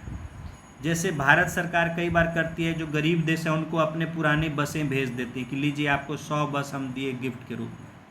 अब मान लीजिए जो बसें यहाँ पुरानी हो गई हैं, यूज़ नहीं है, उसको क्या करेगी? तो उनके लिए वो उनको दे देती है कि लीजिए आप अपने देश में चलाइए, जो गरीब देश हैं, तो वो उसको ग्रांट के तौर पर दिया जाता है, ठीक है। तो ये ग्रांट जो है ज़रूरी नहीं है कि मनी कैश के टर्म्स में दिए जाए, या कई बार इक्विपमेंट के तौर पर कि भाई चलिए कोई पुराना जहाज़ है वो दे दिया, कोई पुराना शिप है वो दे दिया, ठीक है, या नया भी दिया जाए। ये ज़रूरी नहीं कि पुराना ही दिया जाता है, जैसे भारत सरकार भी कर रही है आज बहुत सारे तो वो, लेकिन जनरली है कि फ्री में तो कोई देता नहीं है, तो नई चीज़ कोई फ्री में नहीं देता है, ठीक है। तो जो यूज़ का नहीं है हमारे लिए तो उसको दे देते हैं लोग। कोई पुराना टेक्नोलॉजी हो गया तो वो गरीब देशों के लिए वो भी एक बड़ी मदद हो जाती है। जैसे DTC की जितनी पुरानी बसें थी उनको हटाया गया, तो इसी तरह उनको कुछ देशों को जो है मदद के तौर पर उनको दे दिया गया। दिल्ली का जो बसें थी, गवर्नमेंट बसें, तो इस तरह बहुत सारा चीज़ दिया जाता है मदद के, वो ग्रांट इन एड कहते हैं। ग्रांट इन एड, मदद के लिए दिया हुआ ग्रांट यानी अनुदान। External monetary assistance from multilateral bodies, यानी विदेशी पैसों की मदद, यहाँ मॉनिटरी है मनी के रूप में। लाइक एशियन डेवलपमेंट बैंक, जैसे एशिया लेवल पर एक बहुत बड़ी इम्पॉर्टेंट है Asian development bank. International fund for agriculture, international bank for reconstruction, ठीक है, ये रिकंस्ट्रक्शन एंड डेवलपमेंट है, ये IBRD, जिसको कि हम कॉमनली वर्ल्ड बैंक कहते हैं। वर्ल्ड बैंक का सही नाम जो है वो है international bank for reconstruction and development, ठीक है। यहाँ डेवलपमेंट वर्ड छूट गया है, IBRD उसका शॉर्ट टर्म है, IBRD, international bank for reconstruction and development, जिसको कि हम लोग कॉमनली वर्ल्ड बैंक कह देते हैं। उसके बाद यूरोपियन यूनियन जैसे है, ये भी मदद करता, and bilateral assistance from country, या जैसे देश के बीच में जो मदद दिया जाता है, बाइलेटरल यानी बिटवीन टू कंट्रीज, बाई यानी टू कंट्रीज, ट्राइलेटरल होगा 3 कंट्रीज, मल्टीलेटरल मतलब many countries. Bilateral assistance from countries like Germany and Japan, जैसे जर्मनी और जापान हमारी समय समय पर मदद करते हैं, वो इसमें आता है। And international bodies like global environment fund, जैसे एक बॉडी है ग्लोबल, पूरे दुनिया में एनवायरनमेंट पर काम करने के लिए एक बनाया गया फंड, ग्लोबल एनवायरनमेंट फंड, जिस पर एनवायरनमेंट रिलेटेड जो भी देश काम करते हैं उनको मदद किया जाता है, उससे पैसे की मदद दिया जाता है। UNDP, United Nations Development Programme, इन सब से जो मदद मिलता है they are accounted as external grant assistance, विदेशों से मदद के रूप में मिला हुआ सहायता, ग्रांट के रूप में। Apart from monetary assistance, aid and material contributions also form part of grants in aid, मतलब पैसे के अलावा जो मटेरियल के रूप में मदद किया जाता है वो भी इसमें आता है। उसके बाद नेक्स्ट है non tax receipts of union territories, जो यूनियन टेरिटरीज से नॉन टैक्स रिसीट हुआ, यानी टैक्स के अलावा जो पैसा मिला यूटी से, क्या क्या है? The receipts of union territories, जिनका लेजिस्लेचर नहीं है, क्योंकि लेजिस्लेचर होगा तो वो तो वहाँ की सरकार को जाएगा। Mainly relate to administrative services, वहाँ पर गवर्नमेंट सर्विसेज का जो कमाई हुआ। Sale of timber and forest produce, लकड़ी और जंगल की और चीज़ें बेचने से जो कमाई हुआ, मेनली इन अंडमान निकोबार, उसका ज़्यादातर अंडमान निकोबार में ही होता है। Receipts from Chandigarh transport and, Chandigarh में ट्रांसपोर्ट चलने से जो कमाई होता है। एंड रिसीट्स फ्रॉम शिपिंग, जहाज़ के चलने से। टूरिज्म एंड पावर, और टूरिज्म और पावर मिनिस्ट्री का जो कमाई होता है, बिजली विभाग का, ये सब जो है इसमें जाता है, उन मतलब यूटीज़ का। तो ये हो गए हमारा रेवेन्यू रिसीट्स, पूरा डिटेल हमने देख लिया। हम अभी रिसीट्स देख रहे थे, तो फर्स्ट टाइप था रेवेन्यू रिसीट्स, जिसमें हमने देखा 3 तरह के होते हैं, tax revenue, non tax revenue और अदर नॉन टैक्स रिसीट्स। अब हम आएंगे कैपिटल रिसीट्स पर। कैपिटल रिसीट्स यानी जो लॉन्ग टर्म के लिए सरकार को पैसा आता है। These receipts are essentially two-way transactions। जो कैपिटल रिसीट्स होते हैं, देखिए रेवेन्यू रिसीट्स आपको बताया, जो रेवेन्यू आया मतलब सरकार का अपना पैसा हो गया, अब वो उसको किसी को लेना देना नहीं है। लेकिन कैपिटल रिसीट्स जो होते हैं वो ऐसा पैसा होता है जो रेवेन्यू नहीं होता है, वो रेवेन्यू के अलावा, यानी कि लोन लिया इस तरह, तो वो तो लौटाना होता है। तो कैपिटल रिसीट्स है। These receipts are essentially two way transactions, ये टू वे ट्रांजैक्शन होता है। Once disbursed the money will come in form of regular income और at the time of disposal if any asset was created out of the disbursed money. यानी एक बार ये पैसा issue हो गया, डिसबर्स का मतलब जहाँ से मिलना है वहाँ से इशू कर दिया गया, तो ये मनी रेगुलर इनकम की तरह हमारे अकाउंट में आ जाती है, ठीक है। These receipts can be raised either from already invested amount in form of loan given asset created by disposing it और on assurance that it will be paid back in future if government has not invested already and has no claim over the source of this receipt। तो capital receipts जो है सरकार को, ये पैसे कहाँ से आते हैं कि इसमें देख लें, they are receipts due to disposal of permanent assets. Number 1, यानी जो सरकार का परमानेंट एसेट था उसको डिस्पोज करने से जो रिसीट आया, जैसे मान लीजिए सरकारी ज़मीन था, वो किसी को बेच दिया, तो उससे जो कमाई हुआ, ठीक है। तो इस तरह का परमानेंट एसेट से जो कि डिस्पोजल से जो रिसीट्स आया, कोई फैक्ट्री है सरकार की, वो किसी कंपनी को बेच दिया, उससे जो पैसा आया। बी है recovery of loans given to others, जो लोन दिया उसका रिकवरी हुआ। इंटरेस्ट पेमेंट नहीं, इंटरेस्ट पेमेंट तो अलग है। रिकवरी ऑफ लोन्स यानी जो पैसा दिया था वो लौटाया जा रहा है, वो पैसा आ रहा है। And C fresh loans raised by government, या सरकार किसी से नया लोन ले रही है वैसा पैसा। Capital receipts can be classified into 2 categories. Capital, अब ये भी जो पैसा आ रहा है इसको 2 कैटेगरी में हम कर बांट सकते हैं। A is debt capital receipts, यानी जो कर्ज के से जो पैसा आ रहा है, और दूसरा नॉन डेट का, यानी जो कर्ज के अलावा जो दूसरा तरह का पैसा आ रहा है, ठीक है।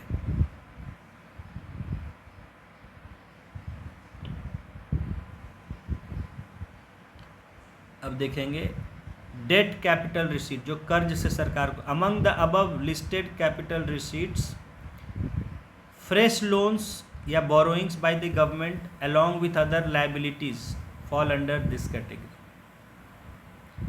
इन short they are number 1 borrowings, जो कर्ज लिया, नंबर 2 अदर लाइबिलिटीज।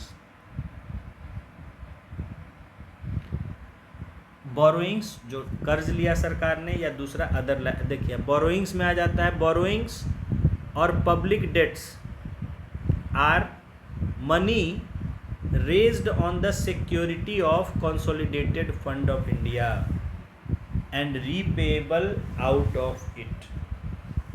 सरकार उधार लेता है, उधार किस सिक्योरिटी पर लेता है?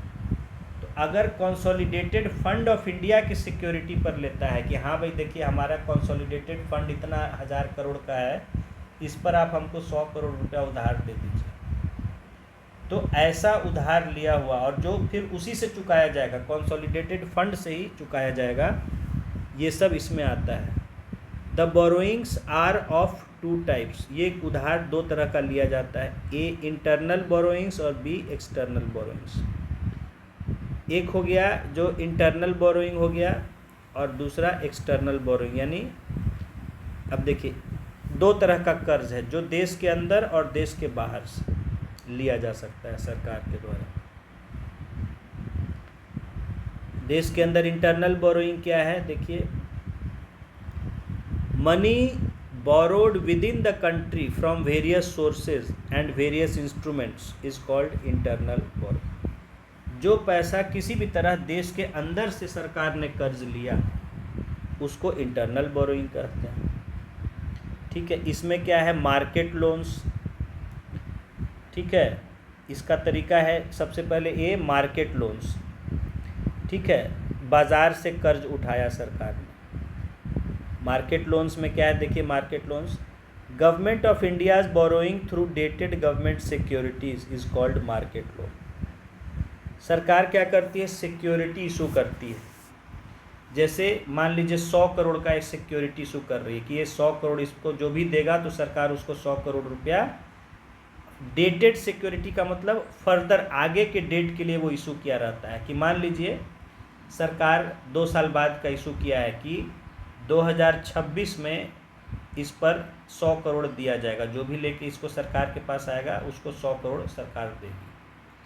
तो ऐसा सिक्योरिटी सरकार जो है वो इशू करती है, नीलामी करती है।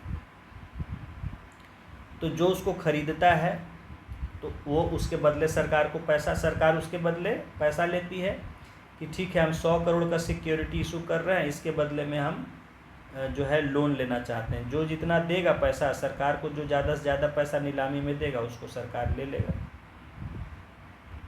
तो इस तरह का लोन जो है जो सिक्योरिटी इशू करके लिया जाता है मार्केट लोन कहते हैं। देखिए dated government securities are long term debt instruments more than 1 year, 1 साल से ज़्यादा के लिए ये होता है। Generally the tenor of dated securities ranges from 5 years to 40 years. Generally जो सिक्योरिटी होती है गवर्नमेंट के, उनका जो टाइम पीरियड होता है वो 5 ईयर से 40 ईयर्स का होता है, यानी 5 ईयर अगर है तो 5 ईयर्स के बाद जो उसको लेके आएगा उसको उतना जितना पैसा का सिक्योरिटी है उतना पैसा सरकार उसको देगा। तो उसके उस सिक्योरिटी के बदले में सरकार अभी कुछ लोन उठाता है। These are sold through auctions, ये नीलामी किया जाता है इनका। Since 2002-03 the central government has been announcing half yearly indicative market borrowing calendar based on its core borrowing requirement. तो मतलब 2002-03 से सरकार क्या कर रही है कि हर 6 महीने पर ये बताती है ये इंफॉर्मेशन कि हम लोग उधार लेने वाले हैं, तो जो है लोग तैयार रहें, कंपनीज तैयार रहें या बैंक तैयार रहें। These auctions are conducted by Reserve Bank of India, ये जो नीलामी होती है सिक्योरिटीज़ की रिजर्व बैंक ऑफ इंडिया करता है। उसका जो है India's public debt office, reserve Bank of India का एक वो है, उसका नाम है पब्लिक डेट ऑफिस, सरकारी कर्ज कार्यालय। वो जो है as debt manager to the centre, वो जो है ये नीलामी करती है सरकार के कर्ज को मैनेज करने वाले संस्था की तरह, पब्लिक डेट ऑफिस। ठीक है, तो इसमें इतना ही इसमें जानिए। उसके बाद है ये मतलब मार्केट लोन्स के बारे में। तो ये तो हो गया फर्स्ट जो है लोन लेने का तरीका, मार्केट लोन्स। सेकंड है treasury bills issued to RBI and banks, सरकारी खजाने के जो बिल इशू किए जा सकते हैं आरबीआई को या बैंकों को। Treasury bills R securities issued by government treasury, सरकारी खजाने के द्वारा जो सिक्योरिटी इशू किए जाते हैं उनको ट्रेजरी बिल्स किया जाता है। They are of short term nature and in this regard they differ from market loans, ये शॉर्ट टर्म के लिए होते हैं और इस तरह ये मार्केट लोन से अलग होते हैं। मार्केट लोन लॉन्ग टर्म के लिए लिए जाते हैं, अभी आपने पढ़ा 5 साल से 40 साल। ट्रेजरी बिल्स शॉर्ट टर्म के लिए इन पर लोन लिया जाता है। They are non interest bearing, इस पर कोई इंटरेस्ट नहीं मिलता है, इनको ज़ीरो इंटरेस्ट या ज़ीरो कूपन भी कहते हैं। ये जो है इस पर कोई इंटरेस्ट नहीं मिलता है, तो कहिएगा कि सर इसको लोग फिर करेंगे क्यों? क्योंकि ये सेफ इन्वेस्टमेंट माना जाता है, आपका पैसा सेफ रहेगा। ठीक है, इसके लिए इसमें इससे कोई धोखाधड़ी नहीं हो सकता है, तो इसलिए सेफ्टी के तौर पर लोग इसमें खरीदते हैं। These kinds of bonds are called zero coupon bonds. They are issued at a discount rate. इसको क्या होता है कि इसको डिस्काउंट रेट इस पर किया जाता है, इंटरेस्ट नहीं मिलता है, लेकिन जब नीलामी होती है तब इस पर फ़ायदा। जैसे 1000 करोड़ का सिक्योरिटी इशू कर रहा है, तो हो सकता है वो कहेगा चलिए 800 करोड़ में इसको खरीदना है तो खरीद लीजिए, तो 200 करोड़ का फ़ायदा हो गया खरीदने वाले को। तो वो उस समय जो फ़ायदा होगा वही उसको फ़ायदा, और इस पर कोई इंटरेस्ट नहीं मिलता है। खरीदते समय या बेचने समय जो डिस्काउंट किया जाता है वही इस पर प्रॉफिट होता है। इट मीन्स, देखिए, they are issued at a discount rate, it means security worth of ₹1000 is issued against receipt of an amount lower than ₹1000। ठीक है, तो जैसे कि अभी सरकार को पैसा उठाना है, तो सरकार कहती कि ठीक है भाई, हम 100 करोड़ का ट्रेजरी बिल दे रहे हैं और अभी जो 900 करोड़ देगा उसको हम दे देंगे। तो अभी 900 करोड़ लगा के मैंने खरीद लिया उसको, 2 साल बाद 5 साल बाद चूँकि उसका वैल्यू 1000 करोड़ था, तो मैं 5 साल बाद उसको सरकार को दूंगा, वो सरकार पूरा का पूरा मुझे 1000 करोड़ देगा, यानी 5 साल में मैंने 100 करोड़ कमाया फ़ायदा। समझ रहे हैं? तो इस पर जो प्रॉफिट होता है वो डिस्काउंट के माध्यम से होता है। देखिए, the purchaser of security can redeem the full value ₹1000 at a particular date ठीक है, this is called redeem at par. आप पूछ रहे थे कि सर एट पार वैल्यू क्या होता है, तो उसका कंप्लीट वैल्यू को मैंने बताया था कि एट पार वैल्यू जितने का वो इशू किया गया है, अभी उतना पैसा नहीं मिलेगा। जब आप उसका मैच्योरिटी डेट के बाद जब जाते हैं तो गवर्नमेंट उसका फुल वैल्यू पेमेंट करता है, उसी को एट पार वैल्यू या ओरिजिनल वैल्यू कहते हैं। समझ गए? जैसे मैंने कहा कि अभी सरकार को लोन चाहिए तुरंत 500 करोड़ का, तो वो कहती कि अच्छा भाई ये लीजिए 600 करोड़ का या 1000 करोड़ का हम ट्रेजरी बिल इशू कर रहे हैं, ट्रेजरी बिल शॉर्ट टर्म के, और इसको जो है 1 साल बाद जो आएगा तो 500 करोड़ की जगह उसको हम पूरा मैच्योरिटी डेट हो जाएगा 1000 करोड़ दे देंगे। तो मैं वहाँ पर अगर अभी 500 करोड़ लगाता हूँ तो 1 साल बाद मुझे उस पर 1000 करोड़ फुल वैल्यू देगा सरकार, यानी मेरा फ़ायदा हो जाएगा 500 करोड़, यानी 100% प्रॉफिट हो जाएगा।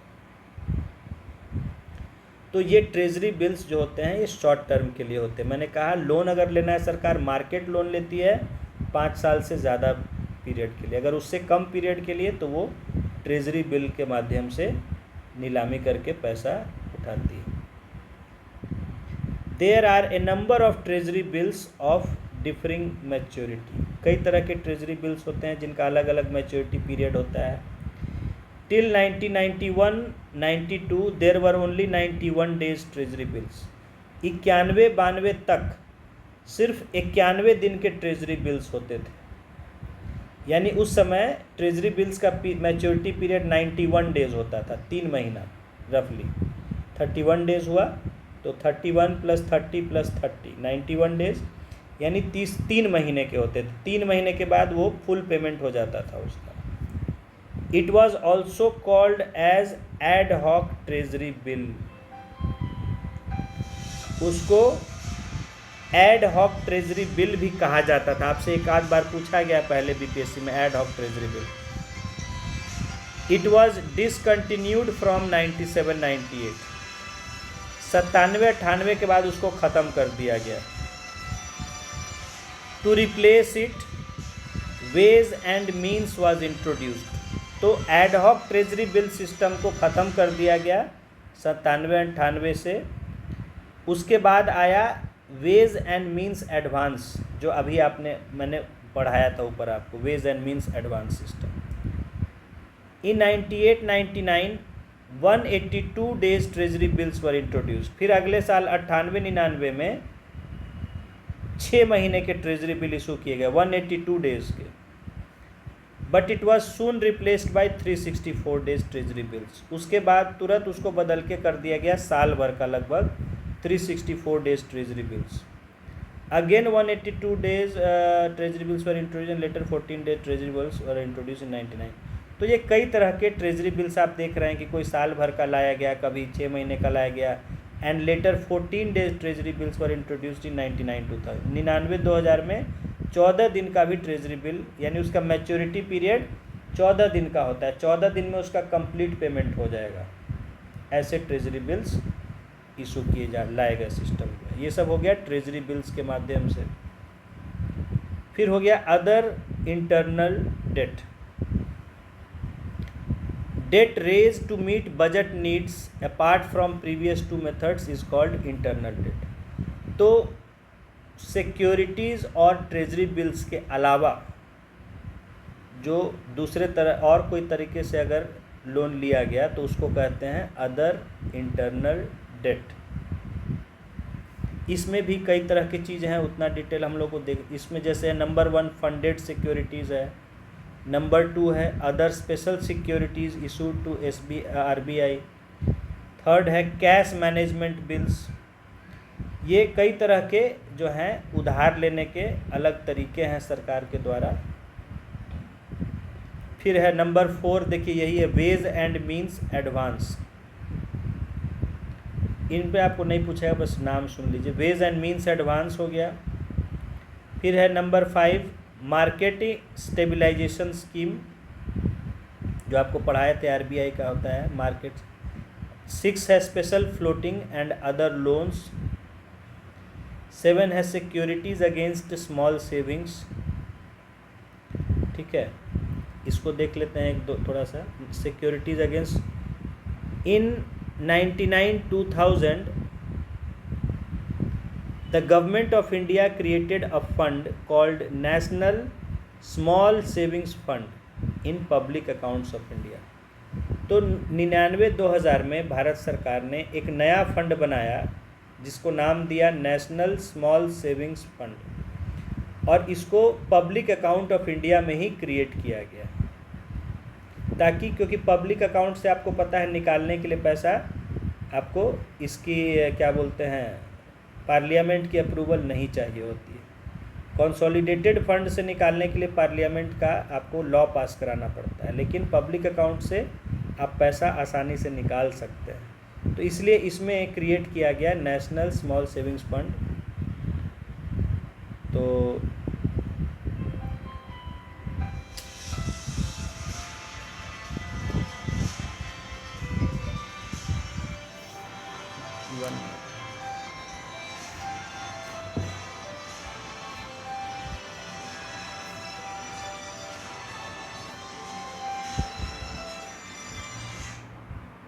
हेलो, हाँ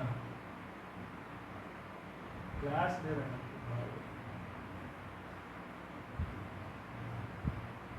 अच्छा अच्छा, तो अच्छा 10 मिनट।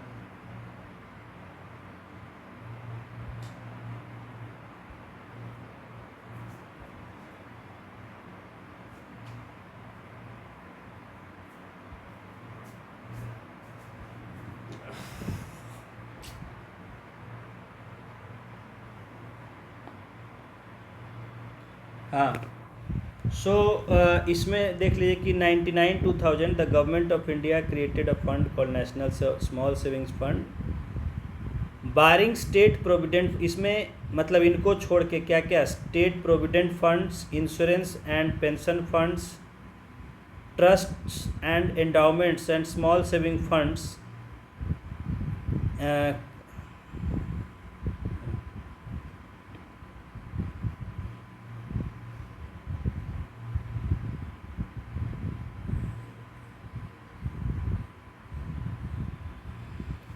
इसमें जो है स्टेट प्रोविडेंट फंड्स, ठीक है, स्टेट यानी गवर्नमेंट के जो प्रोविडेंट फंड्स हैं उनको छोड़ के, इंश्योरेंस और पेंशन फंड को छोड़ के कुछ ट्रस्ट और एंडाउमेंट हैं और कुछ स्मॉल सेविंग फंड्स हैं, उनको छोड़ के जो है बाकी जितने collections of various small saving schemes like post office savings account, post office में जो जमा होता है पैसा, national savings time deposits, national savings कुछ इशू है time deposits, national saving recurring deposits, national saving monthly income scheme account, senior citizen saving scheme, national saving certificate, जैसे आपसे पूछा गया था इस बार नेशनल सेविंग सर्टिफिकेट है ना, Kisan Vikas Patra and public are deposited in national small savings funds. ये सब पैसा जाता है नेशनल स्मॉल सेविंग्स फंड में, जो कि आगे नोट दिया हुआ है, national savings fund form part of public account of India. ये पब्लिक अकाउंट ऑफ इंडिया में ये सारा पैसा जाता है, ठीक है। यही इस बार आपसे पूछा गया था कि नेशनल सेविंग सर्टिफिकेट का पैसा, तो ये आपको याद रखना है इसमें कौन कौन सा पैसा जाता है, ठीक है, पब्लिक अकाउंट ऑफ इंडिया के नेशनल स्मॉल सेविंग्स फंड में, NSSF, ये पूछा गया इस बार आपको, ठीक है। तो हाँ, इसमें देखिए कि आगे है net collections are invested in central and state government special securities and invested in various public agencies. तो इन सब से जो पैसा जमा होता है उसको क्या किया जाता है, उसको इन्वेस्ट किया जाता है public, like food corporation of FCI में पैसा वो लगाया जाता है, national highway authority of India जो सड़क बनाने में उसमें पैसा लगाया जाता है, एयर इंडिया में ये सब पैसा लगाया जाता है, वहाँ इस्तेमाल, हाँ वहाँ ये पैसा इस्तेमाल किया जाता है। नहीं एयर इंडिया तो अब चलिए प्राइवेट हो गया, उसको हटा दीजिए। बाकी मतलब कहने का मतलब इस तरह के जो भी गवर्नमेंट के जो बॉडीज़ हैं वहाँ ये पैसा इस्तेमाल किया जाता है डेवलपमेंट के लिए। These are called securities against small savings. तो जो स्मॉल सेविंग्स है गवर्नमेंट का उसके अगेंस्ट सिक्योरिटी के रूप में ये इशू किया जाता है। ठीक है, तो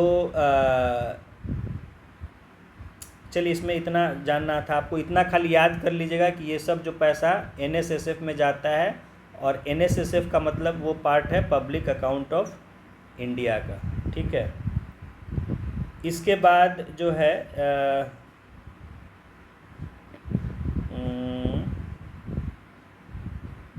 चलिए मुझे एक काम करते हैं अभिषेक, आज मैं इसको कंप्लीट ही करा दूंगा, एक थोड़ा देर का ब्रेक लेते हैं। ठीक है, तो उसके बाद फिर मैं इसको आपको आज कंटिन्यू करा दूंगा, कंप्लीट करा दूंगा।